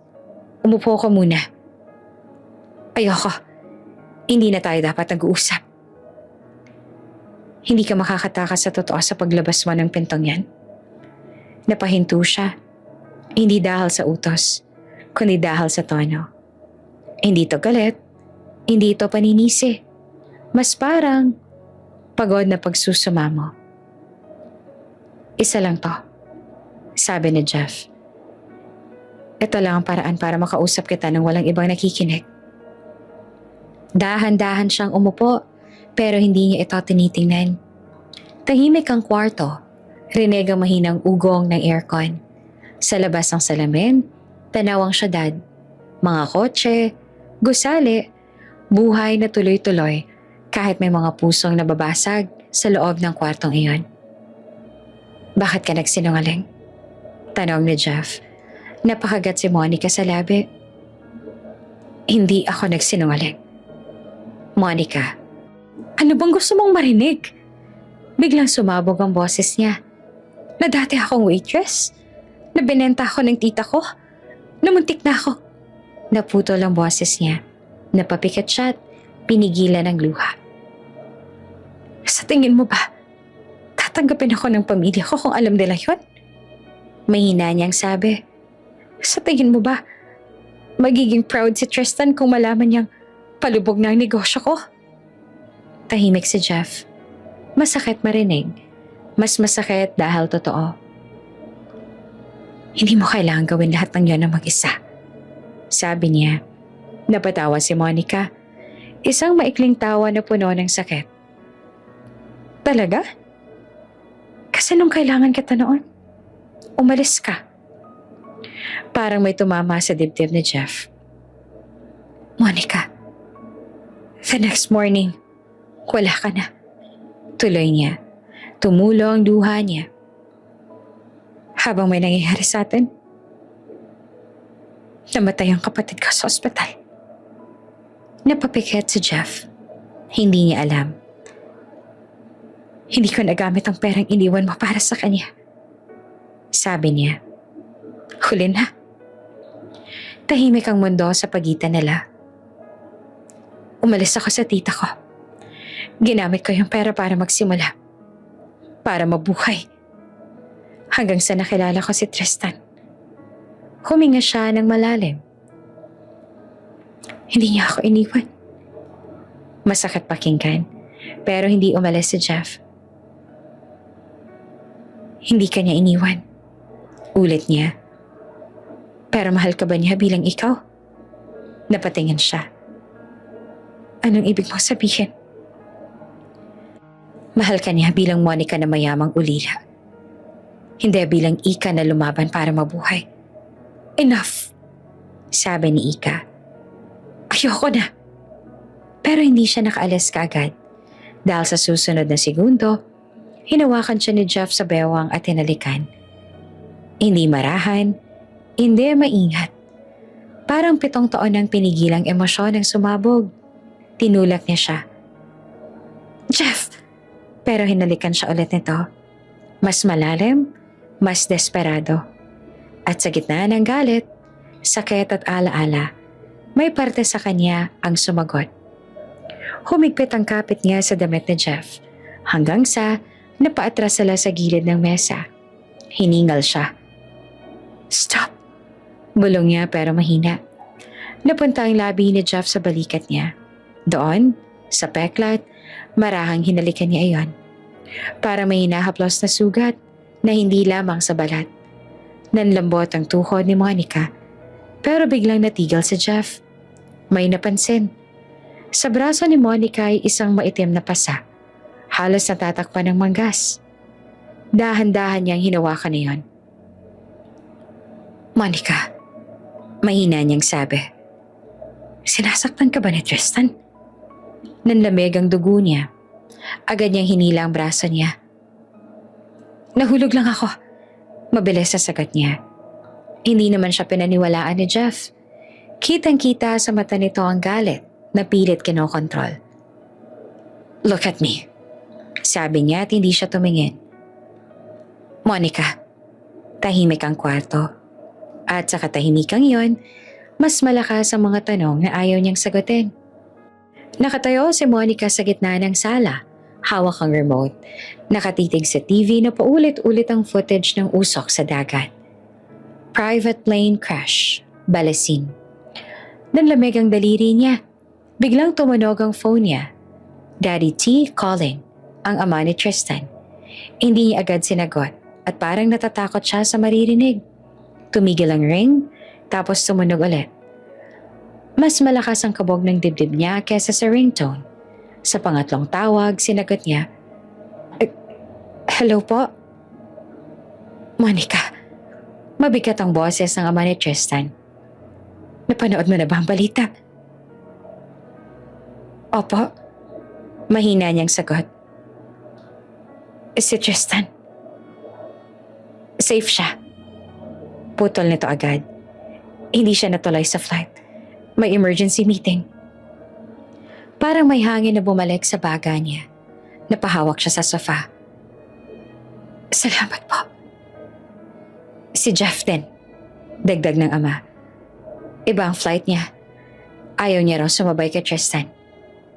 Sandaling natahimik si Monica. Si Jeff. Safe din. Hindi niya napigilang mapapikit. At sa loob-loob niya, may kakaibang gaan na pumasok. Mas mabilis, mas malalim. Hindi niya maintindihan kung bakit mas malakas ang unang ginhawang naramdaman niya nang marinig ang pangalan ni Jeff. Pagkatapos ng tawag, napaupo siya. Tahimik ang kondo, pero sa isip niya, magulo. Bakit ganon? Fiancé niya si Tristan. Dapat siya ang una niyang inalala. Pero ang una niyang naisip, si Jeff. Napahawak siya sa dibdib niya. Parang nahuhuli ang sarili. Kinahapunan nasa jewelry shop si Monica. Maliwanag ang ilaw. Kumikislap ang mga display cases. Pero hindi niya ramdam ang ganda ng paligid. Amoy ng polish at pabango ng mga customer ang nasa hangin. Nasa gitna siya ng meeting kasama ang dalawang supplier. Ma'am Monica, kung maayos ang delivery next month. Naputol ang usapan nang bumukas ang pinto ng malakas. Lahat ay napalingon. Nakatayo si Tristan sa may entrance. Hindi maayos ang mukha nito. Hindi rin maayos ang tingin. Monica, sabi nito na malamig. Kinabahan agad siya. Excuse me, sabi niya sa mga kamiting at tumayo. Pero bago pa siya makalapit, hinawakan na ni Tristan ang braso niya ng mahigpit. Labas tayo, sabi nito. Tristan, may meeting pa. Now, napatingin ang mga empleyado nila. May halong gulat at takot. Hinila siya ni Tristan palabas ng shop. Sa parking lot, mainit ang hangin. May halong amoy ng usok ng sasakyan. Anong ginagawa mo? Mahina niyang sabi at kinakabahan. Binuksan ni Tristan ang pinto ng kotse at pinasakay siya. Sumunod siya at nanginginig ang kamay. Pagkasara ng pinto, tahimik saglit. Tapos, biglang sumigaw si Tristan. Bakit hindi mo sinabi sa akin? Napaatras siya sa upuan. Ano? Na si Jeff ang investor mo? Parang bumagsak ang mundo. Paano niya nalaman? Tristan, makinig ka. Alam ng buong finance team namin. At ako? Wala akong alam. Nangilid ang luha niya. Late ko na din naman nalaman na siya yun. Sinungaling. Sigaw nito. May tinatago ka ba sa akin? Wala. Sabi niya pero mahina. Bakit parang may lihim kayo ng kapatid ko? Tanong nito na nanlilisik ang mata. Hindi siya makatingin. Kasi kung titingin siya, makikita nito ang totoo. Business lang to. Sabi niya na pilit kalmado. Kailangan ng company ng tulong. Ako ang fiancé mo. Sigaw ni Tristan. Ako ang unang dapat nakakaalam. Nanginginig siya. Hindi dahil sa sigaw, kundi dahil sa pakiramdam na parang hinuhubaran siya ng lahat ng pinagtataguan niya. Natakot lang ako. Mahina niyang sabi. Ayokong magalit ka. Napahawak si Tristan sa manibela. Malalim ang paghinga. Hindi mo ako pinagkakatiwalaan. Sabi nito na mas mababa pa ang boses, pero mas masakit. Tahimik si Monica. Sa labas, dumadaan ang mga kotse. Normal ang mundo. Sa loob ng sasakyan, parang unti-unting nababasag ang relasyon nila. Sa unang pagkakataon, malinaw sa kanya. Hindi lamang negosyo ang problema, kundi ang mga bagay na hindi nila kayang pag-usapan. At ang lihim na unti-unting lumalabas. Sa loob ng kotse, mabigat ang hangin. Hindi umaandar ang makina, pero parang may ingay na sumisiksik sa pagitan nila. Mga salitang hindi nasabi, mga tanong na ayaw sagutin. May tinatago ka ba sa akin? Tanong ni Tristan ulit. Mas mahina na ang boses, pero mas seryoso. Umiwas naman ang tingin si Monica. Ramdam niya ang init ng luha sa mata niya, pero pinigilan niya. Wala, sagot niya. Isang salita, isang kasinungalingan. Sorry, dagdag niya agad na halos pabulong. Natakot lang ako. Ayoko madagdagan pa ang stress mo. Tinitigan siya ni Tristan ng matagal, parang sinusukat kung totoo. Huminga ito ng malalim, tapos umupo ng tuwid. Next time, sabihin mo agad. Sabi nito, huwag mo akong ilalayo sa mga bagay na may kinalaman sa'yo. Tumango si Monica. Hindi dahil kumbinsido siya, kundi dahil pagod na siyang makipaglaban. Samantala, sa jewelry shop, dumating si Jeff. Tahimik ang showroom, pero halatang tensyon sa staff. May mga bulungan. May mga nagkukunwaring abala. Lumapit siya sa receptionist. Nasaan si Monica? Diretsong tanong niya. Nagkatinginan ng dalawang empleyada. Sir, umalis po siya, sabi ng isa. Sinong kasama? Sumabat ang isang sales lady na kilalang mahilig sa chika. Sir, sinundo po siya ni Sir Tristan. Galit na galit nga po kanina. Parang may malamig na kamay na pumisil sa dibdib ni Jeff. Galit? Opo, halatang may pinag-awayan. Napapikat siya sandali. Alam na ni Tristan. Alam na nito na siya ang investor. Kinuha niya ang phone at tinawagan si Monica. Ring, walang sagot. Tinawagan niya ulit. Wala pa rin. Damn it. Bulong niya. Gusto niyang habulin. Gusto niyang pumunta sa kondo. Gusto niyang magpaliwanag. Hindi para sa sarili niya. Para sa kanya. Kasi kilala niya ang galit ni Tristan. At alam niyang kapag nasasaktan ito, hindi ito marunong mag-ingat sa salita. O sa kilos. Pero huli na. Nauna na si Tristan. At ang magagawa na lang ni Jeff, mag-alala. Sa loob ng kotse, mas tahimik na si Tristan. Pero ang katahimikan na iyon, mas nakakatakot. Monica, sabi nito na mas mababa ang boses. Lumapit ka. Nag-alangan siya, pero lumapit siya ng kaunti. Hinawakan siya ni Tristan sa mukha, marahan sa una. Gusto ko lang maramdaman na okay tayo, sabi nito.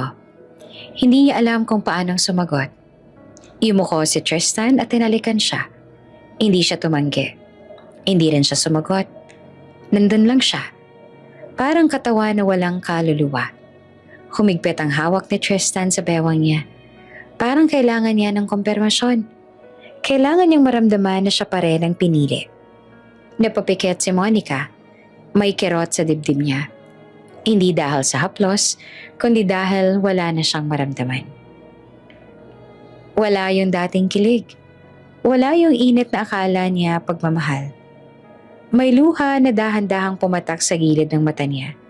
Hindi iyon napansin ni Tristan. O baka pinili nitong hindi pansinin. Pagka-uwi nila sa kondo, tahimik na si Monica.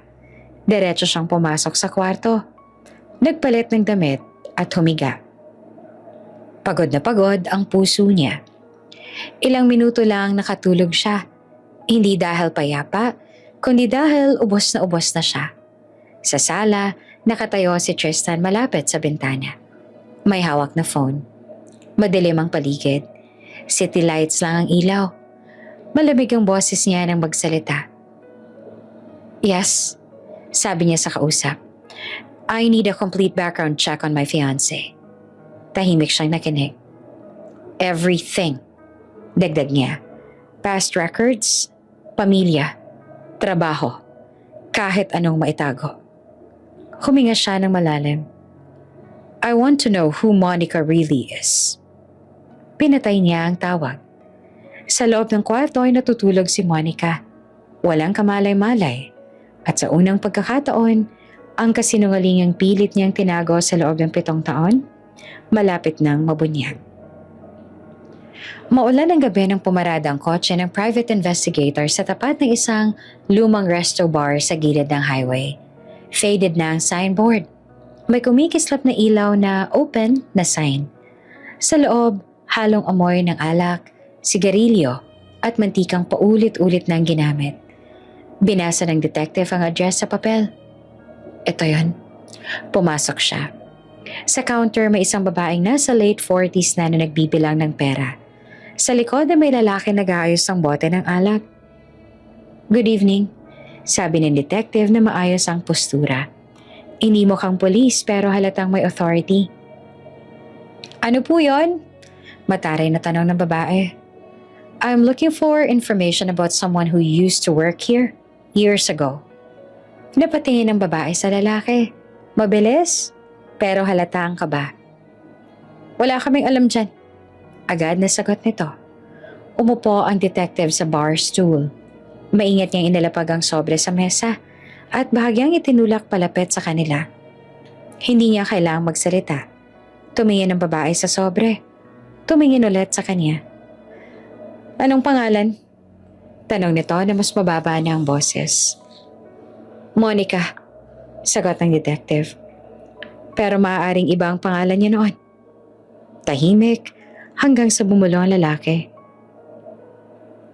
Ika? Naningkit ang mata ng detective. Tell me about her. Huminga ng malalim ang babae tsaka hinila ang sobre palapit. Hindi naman mayaman yun, sabi niya.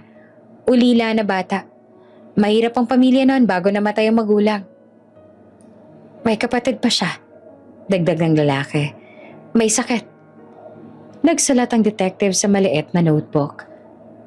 Dito siya nagtrabaho bilang server. Tahimik na bata yon. Laging pagod. Napatingin ang babae sa pinto at parang ayaw nang maalala. May isang gabi, tumigil siya sandali. May VIP event. May malaking tao na dumating. May bidding. Hindi na kinailangan pang ipaliwanag. After that night, sabi ng lalaki, hindi na siya bumalik. May alam ba kayong pangalan ng lalaking yon? Tanong ng detective. Nagkatinginan ulit ang dalawa. Hindi namin kilala personal sabi ng babae. Pero may narinig kaming pangalan noon mula sa staff. Ano? Jeff. Napatigil ang detective. Jeff ano? Hindi namin alam ang apelido. Pero big time daw. Marami pang ang bodyguard Isinara ng detective ang notebook niya. Pero hindi pa tapos. Kinabukasan, nasa isang maliit na cafe ang detective kasama ang isa pang babae. Dating waitress naman sa restaurant kung saan minsang nag-dinner ang pamilya ni na Tristan. Sigurado ka bang sila yun? Tanong ng detective. Oo, sagot ng babae na kinakabahan. Nasa CR hallway ako noon. Nakita ko sila. Sila? Yung fiancé ni Sir Tristan at yung kuya niya. Napatingin ng detective sa mga printed photo sa mesa. Kuha mula sa CCTV. Medyo malabo. Pero malinaw na sina Monica at Jeff yun. Magkalapit sa isang sulok ng hallway. May nakita ka bang kakaiba? Namula ang waitress. Nagkissing sila. Tahimik ang detective. Kompleto na ang puzzle. Mahina niyang inipon ng mga ebidensya. Lumang address, testimonya ng tito at tita, pangalan ni Ika, ang gabing may VIP bidding, at ang footage. Lahat papunta sa isang direksyon. Sa gabing iyon, nakaupo si Tristan sa loob ng study room niya. Tahimik ang bahay, amoy kahoy at leather ang paligid. Nasa mesa ang isang baso ng whiskey. Hindi pa nababawasan. Kumatok ang detective at pumasok. Sir, sabi niya at inilapag ang folder sa mesa. Complete na po ang background. Mabigat ang hangin. Binuksan ni Tristan ang folder.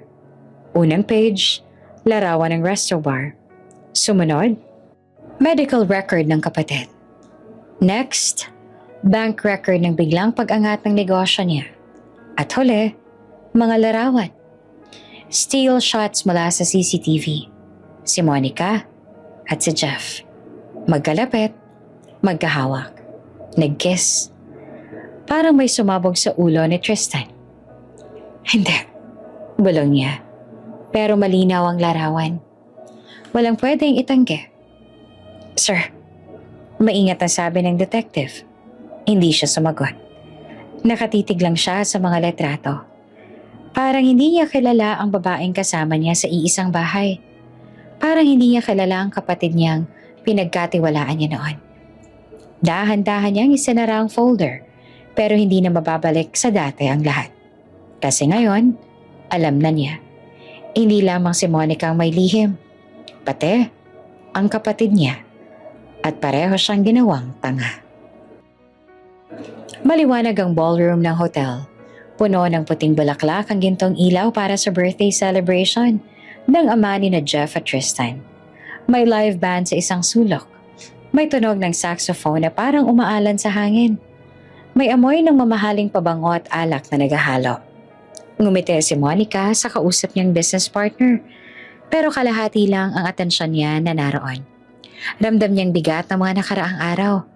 Mga tanong ni Tristan. Ang tensyon kay Jeff. Ang kaba na parang may paparating na bagyo. Sa kabilang side naman ng hall, kausap ni Jeff ang ilang investors. Nakaayos siya ngayon. Naka-dark suit, maayos ang buhok. Pero may pagod pa rin sa mga mata niya. Paminsan-minsan napapatingin siya sa direksyon ni Monica, tapos agad ding umiiwas. Hindi sila nag-uusap, pero ramdam nila ang isa't isa sa loob ng iisang kwarto. Nasaan si Tristan? Tanong ng isa sa mga kamag-anak. May meeting pa raw. Sagot ng stepmom nila. Late siya. Parang may kung ano namang kumurot sa dibdib ni Monica. Late. At may meeting. Alam niya kung anong meeting iyon. Bandang kalagitnaan ng party, bumukas ang pinto ng ballroom ng malakas. Napalingon ang mga tao.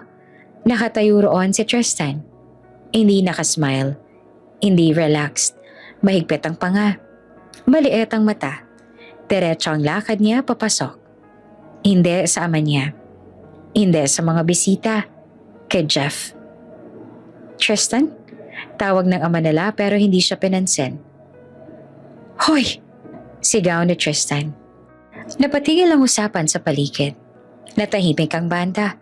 Lumingon sa Jeff. Hindi pa siya nakapagsalita nang biglang, boom! Tumama ang kamao ni Tristan sa mukha niya. Napaatras si Jeff. Natamaan ang gilid ng mesa. Muntik nang matumba ang baso ng wine. Sigawan. Tristan, ano ba? Sigaw ng stepmom. Pero hindi tumigil si Tristan. Sinugod niya ulit si Jeff. Hinawakan sa collar. Traidor ka! Sigaw niya. Sobrang sama ng ugali mo. Hindi naman lumaban si Jeff. Hinayaan niyang suntukan siya ulit. May dugo na sa labi niya. Tristan, stop! Sigaw ni Monica at tumakbo palapit. Please!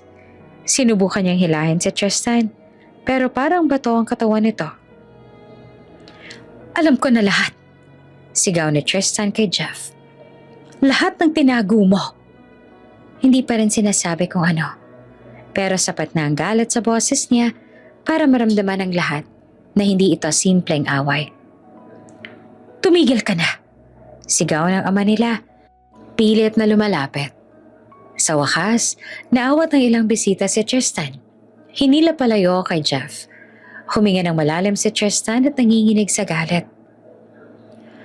Anong problema mo? Sigaw ng ama nila. Tanungin mo yung anak mo. Sigaw ni Tristan na tinuturo si Jeff. Tanungin mo kung anong klaseng tao ba yan. Bigla namang napahawak sa dibdib ang ama nila. Namutla. Dad, tawag ni Monica at napaupo ito sa upuan. Nanginginig ang kamay. Dad, sigaw ni Jeff na akmang lalapit. Pero pinigilan siya ng stepmom. Huwag kang lalapit. Sigaw nito. Ikaw nang sanhi ng gulo. Tinawag ang ambulance. Nagkagulo ang paligid. Sa gitna ng lahat nakatayo si Jeff. Duguan ang labi na walang kalaban-laban. Tinitingnan lang si Tristan. Hindi galit. Mas parang nasasaktan. Sa ospital dinala ang ama nila sa ER. Pero hindi pinayagan si Jeff na pumasok. Dito ka lang. Mas lalo lang siyang mai-stress. Malamig na sabi ng stepmom sa mga tauhan. Secure niya siya sa labas. Nakatayo si Jeff sa hallway, mag-isa. Amoy disinfectant ang hangin. Puting ilaw na masakit sa mata. Hindi siya makagalaw. Hindi dahil sa mga sugat, kundi dahil sa bigat ng mga nangyayari. Sa kabilang side ng ospital, magkatabi naman sina Tristan at Monica. Tahimik si Tristan, pero halatang galit pa rin. Nanginginig ang kamay niya. Ginawa niya akong tanga. Bulong nito. Hindi naman sumagot si Monica. Lahat pinagtawanan ako. Dagdag niya at tumulo ang luha niya. Sorry. Mahina niyang sabi. Hindi niya alam kung para saan ang sorry. Para ba sa nakaraan? Para sa kasinungalingan? O para sa katotohanan hindi pa niya masabi? Pagka-uwi nila sa kondo, mas tahimik pa kaysa dati. Umupo si Tristan sa sofa. Nakatungo. I loved you. Sabi niya na nanginginig ang boses. Pero bakit ganito? Lumapit si Monica at nanginginig din. Bigla siyang hinawakan ni Tristan sa braso. Mahigpit. Bakit? Sorry. Bulong niya na umiiyak. Nawala sa control si Tristan sandali. Naitulak siya sa pader. Hindi malakas, pero sapat para matakot siya. Agad na bumitaw si Tristan. Sorry. Sorry. Sabi nito na hawak ang ulo. Hindi ko sinasadya. Umiiyak si Monica at yakap ang sarili. Hindi kita iiwan, sabi ni Tristan. Pilit pinipigilan ng luha. Hindi ko isusuko ang kasal natin. Kahit ano pa man ang mangyari. Tahimik siyang tumango. Pero sa loob niya, may bahagi ng nabasag na hindi na kayang ayusin ng pangako lamang. 2 araw na lang. 2 araw na lang at ikakasal na si Monica kay Tristan. Paulit-ulit yung umiikot sa isip niya habang nakaupo siya sa opisina. Hawak ang telepono, nakakababa lamang ng tawag. Ma'am, final na po. Sa ibang buyer na kami magsusupply. Parang may humila sa lupa mula sa ilalim ng paa niya. Sir, please. Huli niyang sabi kanina. Pero wala na. Pagkababa ng tawag, tumingin siya sa calendar sa mesa. Wedding? In 2 days.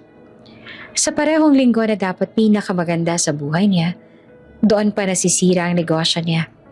At kailangan niyang ayusin iyon. Personal. Baguio? Tanong ni Tristan nang sabihin niya ang plano. Oo, kailangan kong kausapin ang harap-harapan ng mining company. Pwede namang ibang tao. Hindi, ako dapat. Ayaw ni Tristan.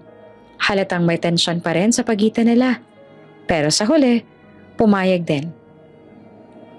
Bumalik ka kaagad, sabi nito tumangulang siya.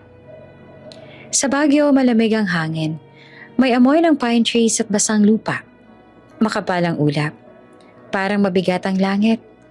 Pagpasok niya sa opisina ng mining company, inasahan niyang mahirap ang usapan. Hindi niya inaasahan ang makikita niya sa loob.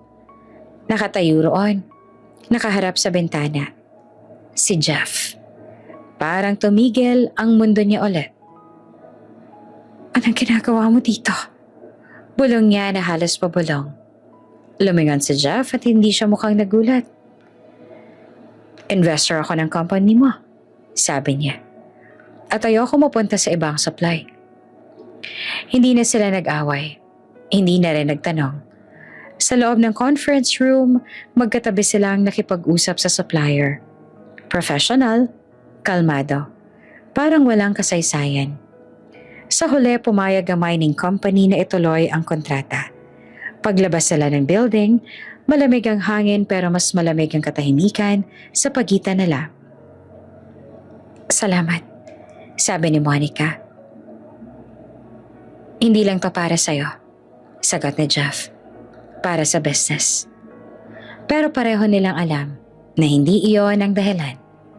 Habang pababa sila ng bundok, biglang bumuhos ang malakas sa ulan. Parang hinahampas ang tubig ang windshield.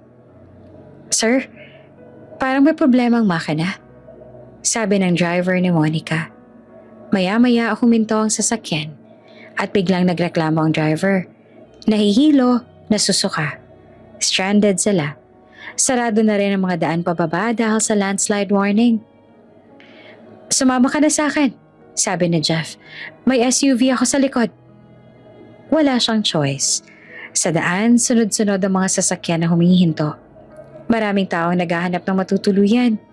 Sa unang hotel, punuan. Sa pangalawa, punuan. Sa pangatlo, may isa pang kwarto. Isang small room na lang po, sabi ng receptionist. Nagkatinginan sila. Okay na yun, sabi ni Monica na pagod na. Maliit ang kwarto, isang kama, isang maliit na side table. Amoy bagong laba ang kumot pero may halong damp na amoy ng ulan mula sa labas. Nakasoak pa rin si Jeff sa ulan kanina. Namumulang ilong, nanginginig ang kamay. Sa floor na lang ako, sabi niya at ibinaba ang jacket. Napailing naman si Monica. Nilalamig ka na, sa kama ka na. Monica, Jeff, please. Tahimik siyang umupo sa gilid ng kama. Naramdaman niya ang init ng katawan nito kahit malamig ang paligid. Nagabot siya ng tuwalya habang pinupunasan ni Jeff ang buhok niya. Hindi nila maiwasang magkatitigan. Hindi galit, hindi rin tanong. Basang-basa pa rin ang mundo sa labas. Naririnig ang tuloy-tuloy na patak ng ulan sa bubong ng hotel. Parang walang tigil na pag-iyak ng langit. Sa loob ng maliit na kwarto, mahina lang ang ilaw mula sa lampshade sa gilid ng kama. Dalaw, malambot, pero hindi sapat para itago ang lungkot sa mga mata nila. Naupo si Monica sa gilid ng kama, iyakap ang sarili. Nakasuot siya ng hotel robe, pero nanginginig pa rin. Hindi lang dahil sa lamig. Si Jeff nakatayo sa may bintana, nakatanaw sa dilim. Basang-basa pa rin ang buhok niya, pero parang wala siyang pakialam. 2 days, sabi niya ulit na mahina. 2 days, tapos magiging asawa ka na niya. Hindi naman sumagot si Monica, kasi pag nagsalita siya, baka hindi niya kayanin ang sasabihin niya. Dahan-dahang lumapit si Jeff. Hindi biglaan, hindi mapilit. Parang may takot pa rin siyang baka umatras siya. Monica, bulong niya. Tumingala siya. At doon niya nakita, hindi galit, hindi pagmamay-ari, kundi takot. Takot na mawala ulit siya. Hinawakan ni Jeff ang mukha niya, marahang parang babasaging bagay. Kung may kahit konting parte sa'yo na gusto pa ako. Napapikit si Monica. May luhang namuo sa gilid ng mata niya. Jeff, huwag mo akong pahirapan. Mas masakit to, sagot niya, na alam kong mahal kita. Pero kailangan kitang panoorin maglakad palayo. Bumigay ang hininga niya. Hinawakan niya ang kamay ni Jeff mahigpit. Parang iyon na lang ang natitira sa kanya. Parang iyon na lang ang totoo. Dahan-dahan siyang hinila ni Jeff palapit. Nagdikit ang noo nila. Pareho silang nanginginig. Walang pagmamadali. Walang pagnanasa. Mas parang dalawang taong matagal ng sugatan na naghahanap ng pahinga sa isa't isa. Hinawakan ni Monica ang dibdib ni Jeff. Ramdam ang tibok ng puso nito. Mabilis, mabigat. Bakit ngayon pa tayo naggaganito? Bulong niya. Matagal na, sagot ni Jeff. Hindi lang natin inamin. Nagtama ang mga labi nila. Una, marahan. Parang tanong. Pagkatapos ay mas malalim. Mas puno ng hinanakit. Parang bawat halik ay paalam. May luha sa pagitan nila. May panginginig. May yakap na parang huling pagkakataon niya. Hindi ito masaya. Hindi ito magaan. Ito ang klase ng yakap na alam mong matatapos sa umaga. Hinila siya ni Jeff palapit sa dibdib niya. Hinigpitan ng yakap na parang gustong pigilan ang oras. Stay. Bulong niya sa buhok ni Monica. Napahigpit ang kapit niya sa damit nito. Gusto niya. Gusto niyang manatili. Gusto niyang takbuhan ang lahat. Pero sa likod ng isip niya, mukha ni Tristan. Ang kasal, ang pangako. Buhay na pinili niyang buuin. Unti-unting bumagal ang paghalik nila, napalitan ng yakap. Nakahiga silang magkatabi, pero mas mahigpit ang kapit nila kesa sa mga kumot. Sa dibdib ni Jeff, umiiyak si Monica ng tahimik. Hindi dahil sa sakit, kundi dahil alam niyang ito na ang huling gabi. Napapayagan niyang mahalin siya ng ganito. At alam din ni Jeff, kaya hindi niya pinilit ang bukas. Hinawakan lang niya siya na parang huling pagkakataon. Nakaramdam siya ng ligtas. Ngunit nang hamahawakan ni Jeff ang braso niya ay napahinto siya. Monica, mahina niyang sabit nakatingin sa mga pasa. Ginagawa niya ba ito sa'yo?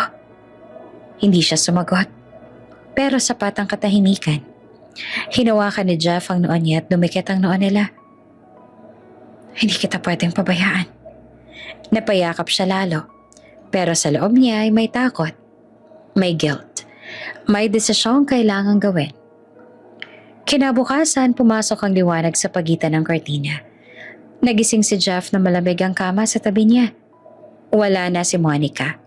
Sa side table may nakatiklop na papel. Nanginginig ang kamay niya habang binubuksan niyon. Jeff, salamat. Sa lahat ng ginawa mo para sa akin. Mula noon, hanggang ngayon. Sa pagligtas mo sa akin, kahit hindi mo naman kailangan. Sa pag-alalay mo kahit hindi kita pinili.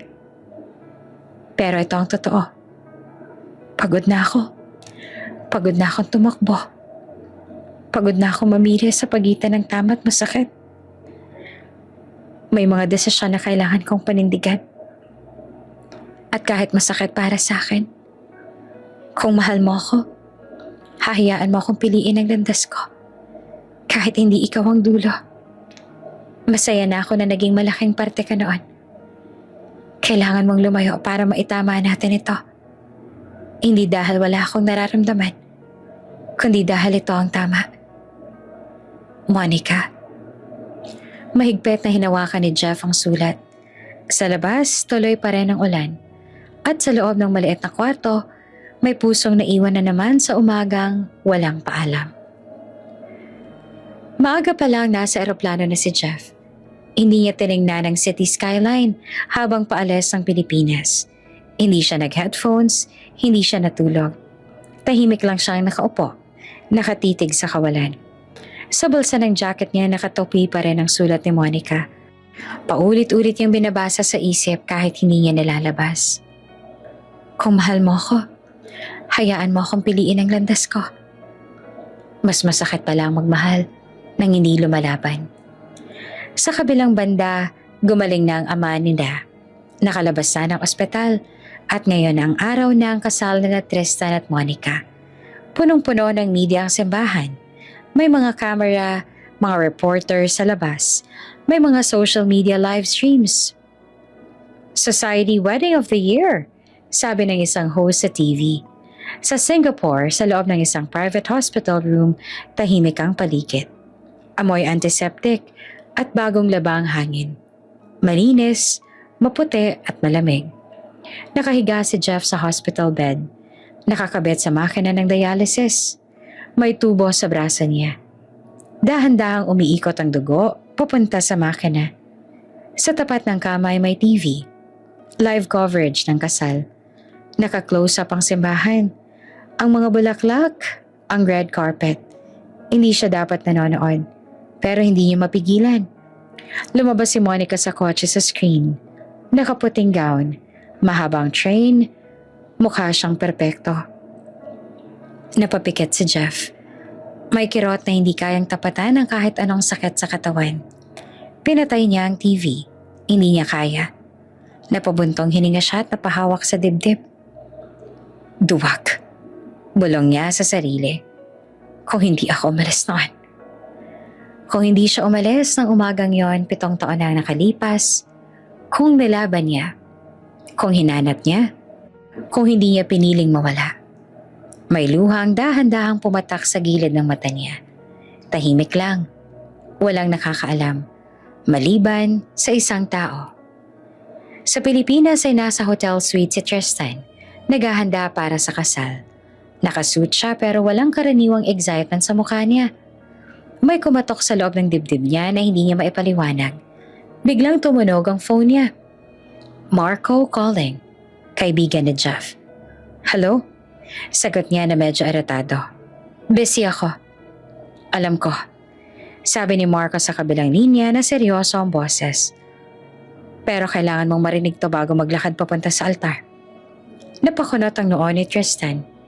Anong drama to? Si Jeff. Napatigil siya. Ano namang tungkol sa kanya? Nasa ospital siya ngayon. Sa Singapore. Parang may malamig na tubig na ibinuhos sa ulo ni Tristan. Ano? Bakit? Tahimik sandali si Marco. kasi bumigay ng natitirang kidney niya. Hindi agad pumasok sa isip ni Tristan ang ibig sabihin. Kidney? Hindi mo ba alam? Alam mo ano? Humingi ng malalim si Marco. Si Jeff ang nag-donate ng kidney sa'yo nung bata pa kayo. Parang binasag ang mundo ni Tristan. Hindi siya makapagsalita. Na-confine ka noon. Severe kidney failure. Kailangan ng transplant. Hindi match ang parents niyo. Si Jeff ang match. Umikot ang kwarto. Hindi. Hindi totoo yan. Tanungin mo ang daddy niyo. Sabi ni Marco. Ayaw nga niyang payagan nun kasi hereditary ang sakit. May risk na bumigay din ang kidney ni Jeff pagtanda. Tahimik ang kabilang linya. Pero ginawa pa rin niya. Dagdag ni Marco. Sabi niya, mas kaya niyang mawala kaysa ikaw. Napaupo si Tristan sa kama. Biglang bumalik ang mga alaala. Hospital room, tubes, iyakan. Pero bata pa siya noon. Hindi niya alam kung sino ang nagligtas sa kanya. Bakit? Bakit hindi niya sinabi? Bulong niya. Hindi niya ugaling manumbat. Sagot ni Marco. At mas lalo siyang tumahimik nung nagsimulang siraan siya sa'yo ng nanay mo. Nanlaki ang mata ni Tristan. Mga alaala noong bata pa sila. Palaging may sinasabi ang nanay niya. Masama yung kuya mo.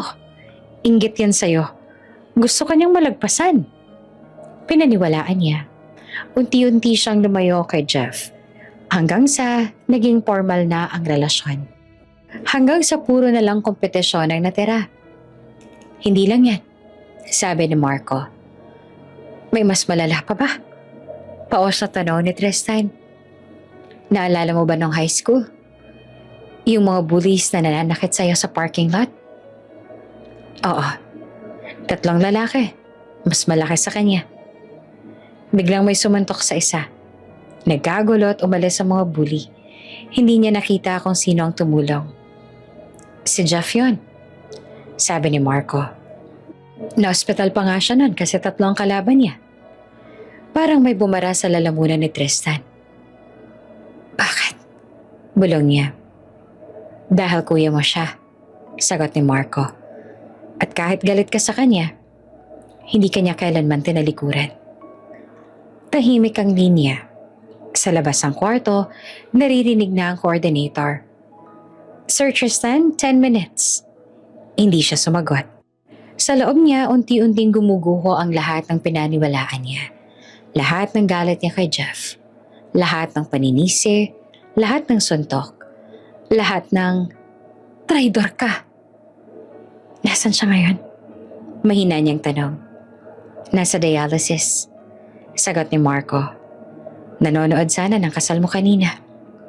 Napahawak si Tristan sa mukha niya. Biglang bumalik ang eksena sa party.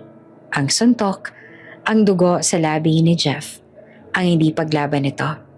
Hindi dahil mahina siya, kundi dahil mahal pa rin niya ang kapatid niya. At ngayon, habang siya'y naghahanda para sa kasal, ang taong nagligtas ng buhay niya 2 beses. Lumalaban na mag-isa sa kabilang bansa. Nanginginig ang kamay ni Tristan habang hawak ang phone. Marco, yeah? Ano pang hindi ko alam tungkol sa kapatid ko? Tahimik sandali si Marco bago sumagot. Mas mabuting tanungin mo na siya mismo bago ka mahuli. Natapos ang tawag. Tahimik ang kwarto. Sa salamin nakita ni Tristan ang sarili niya. Nakasuit, handang magpakasal. Pero sa likod ng imahe, isang kapatid na hindi niya nakilala. Isang taong pinaniwalaan niyang kalaban. Pero sa totoo, pinakamalaking kakampi niya pala sa buong buhay niya. At doon sa pagitan ng suit at katotohanan, nagsimulang mabasag ang lalaking akala niya ay siya. 4:30 p.m. Sa isang private dialysis room sa Singapore, tanging tunog ng makinang maririnig. Mahinang beep ang marahang ikot ng dugo sa transparent na tubo, ang malamig na hangin mula sa aircon na may amoy antiseptic. Nakatitig si Jeff sa kisame. Alam niya kung anong oras na. Alam niya kung nasaan si Monica ngayon. Dapat, naglalakad na siya sa aisle. Nakaputi, nakangiti. Hindi para sa kanya. Isang luha ang tumulo mula sa gilid ng mata niya. Dumaan sa sentido hanggang unan. Hindi siya umiiyak na malakas. Wala siyang lakas para doon. Tahimik lang. Parang may parte sa kanya na tinatanggap na ganito talaga ang dulo. Sir Jeff? Napalingon siya sa nurse. May visitor po kayo. Kumunot ang noon niya. Wala namang may alam na nandito siya. Maliban sa, hindi pa siya nakakapagsalita nang bumukas ang pinto. At tumigil ang mundo niya. Nakatayo sa pintuan si Tristan. Nakasuit pa rin. Pero gusot na. Namumula ang mata. Basang-basa ang mukha sa luha. Kuya, paos niyang sabi. Hindi naman nakapagsalita si Jeff. Hindi niya alam kung totoo ba ang nakikita niya. Dahan-dahang lumapit si Tristan. Bawat hakbang ay parang mabigat. Nakita niya ang mga tubo, ang makina, ang panghihina ng kapatid niya. At doon siya tuluyang napaiyak. Sorry, bulong niya. Nanginginig ang boses. Sorry sa lahat. Hindi sila nag-uusap ng mahaba. Walang paliwanag. Walang sisihan. Lumapit si Tristan at hinawakan ang kamay ni Jeff. Maingat na parang natatakot masaktan siya. Hindi ko alam. Tuloy niya. Hindi ko alam na lahat ng ginawa mo para sa akin. Tahimik si Jeff pero sa mata niya ay may luhang sumagot. Biglang may kumatok ulit. At pumasok si Monica. Wala ng wedding gown. Naka-simple dress na lang siya. Pero namumugto ang mata at halatang umiyak. Nagkatinginan sila ni Jeff. Maraming salitang gustong lumabas. Pero si Tristan ang unang nagsalita. Ako nag-cancel ng kasal. Sabi niya ng diretso. Walang pag-aalanlangan. Nanlaki ang mata ni Jeff. Hindi ko kayang tumayo sa altar habang alam ko ang kuya ko ay ganito. Dagdag ni Tristan.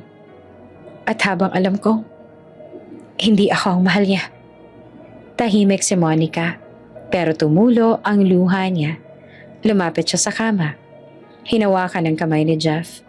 Mainit pa rin. Totoo pa rin. Hindi kita iiwan. Bulong niya. At sa unang pagkakataon, sa mahabang panahon, walang tumutol. Sa mga buwan ng lumipas sa Singapore na paiwan si Monica, sumailalim siya sa tests, dugo, compatibility, medical evaluations.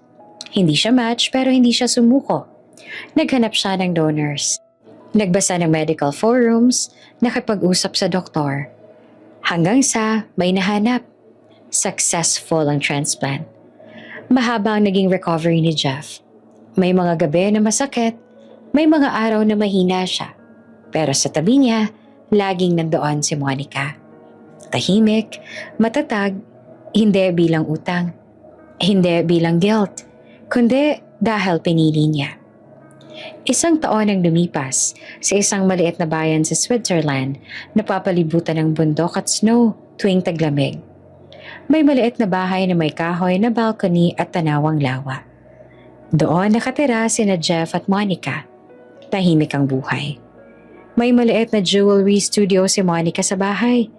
Gumagawa ng designs na inspired sa bundok at kalikasan. Si Jeff naman nagmamanage ng investments remotely. Mas relaxed, mas payapa. Sa umaga magkasama silang nagkakape sa balcony. Amoy sariwang hangin at bagong lutong tinapay mula sa bakery sa kanto. Walang media, walang pressure, walang kasinungalingan. Isang hapon, habang naglalakad sila sa gilid ng lawa, hinawakan ni Jeff ang kamay ni Monica. Salamat sa pagpili sa akin, sabi niya. Ngumiti naman si Monica. Salamat sa paghintay. Hindi sila nagmamadali. Hindi nila kailangang habulin ang mundo. Samantala sa Pilipinas, bumalik si Tristan. Inayos niya ang kumpanya. Mas naging tahimik siya. Mas naging mabait sa mga tao. Isang gabi, kumakain siya sa isang restaurant. May pamilyar na babae ang pumasok. Si Celestine, Nagkatinginan sila. Ngumiti.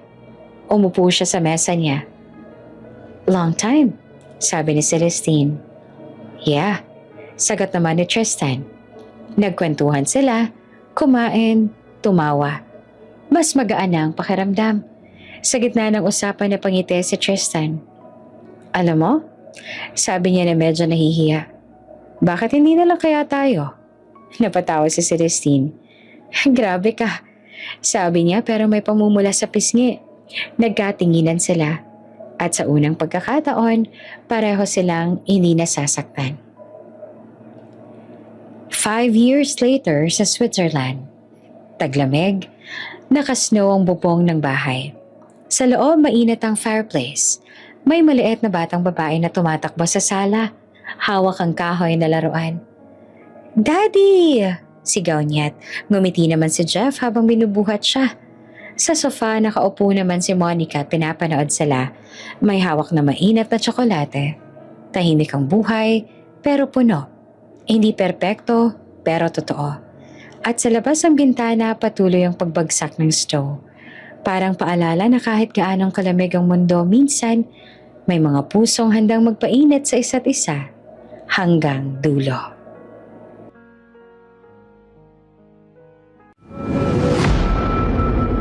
Bago ka pa lang sa channel na ito, Ate Jane TV, huwag kalimutang pindutin ang notification bell and subscribe button. Sana po hindi naman malaking abala sa inyo ang pagpindot ng subscribe button dahil ang kapalit po nito ay ang pagsuporta para makapag-produce ng mga libreng stories sa mga channels ni Ate Jane. Maraming salamat!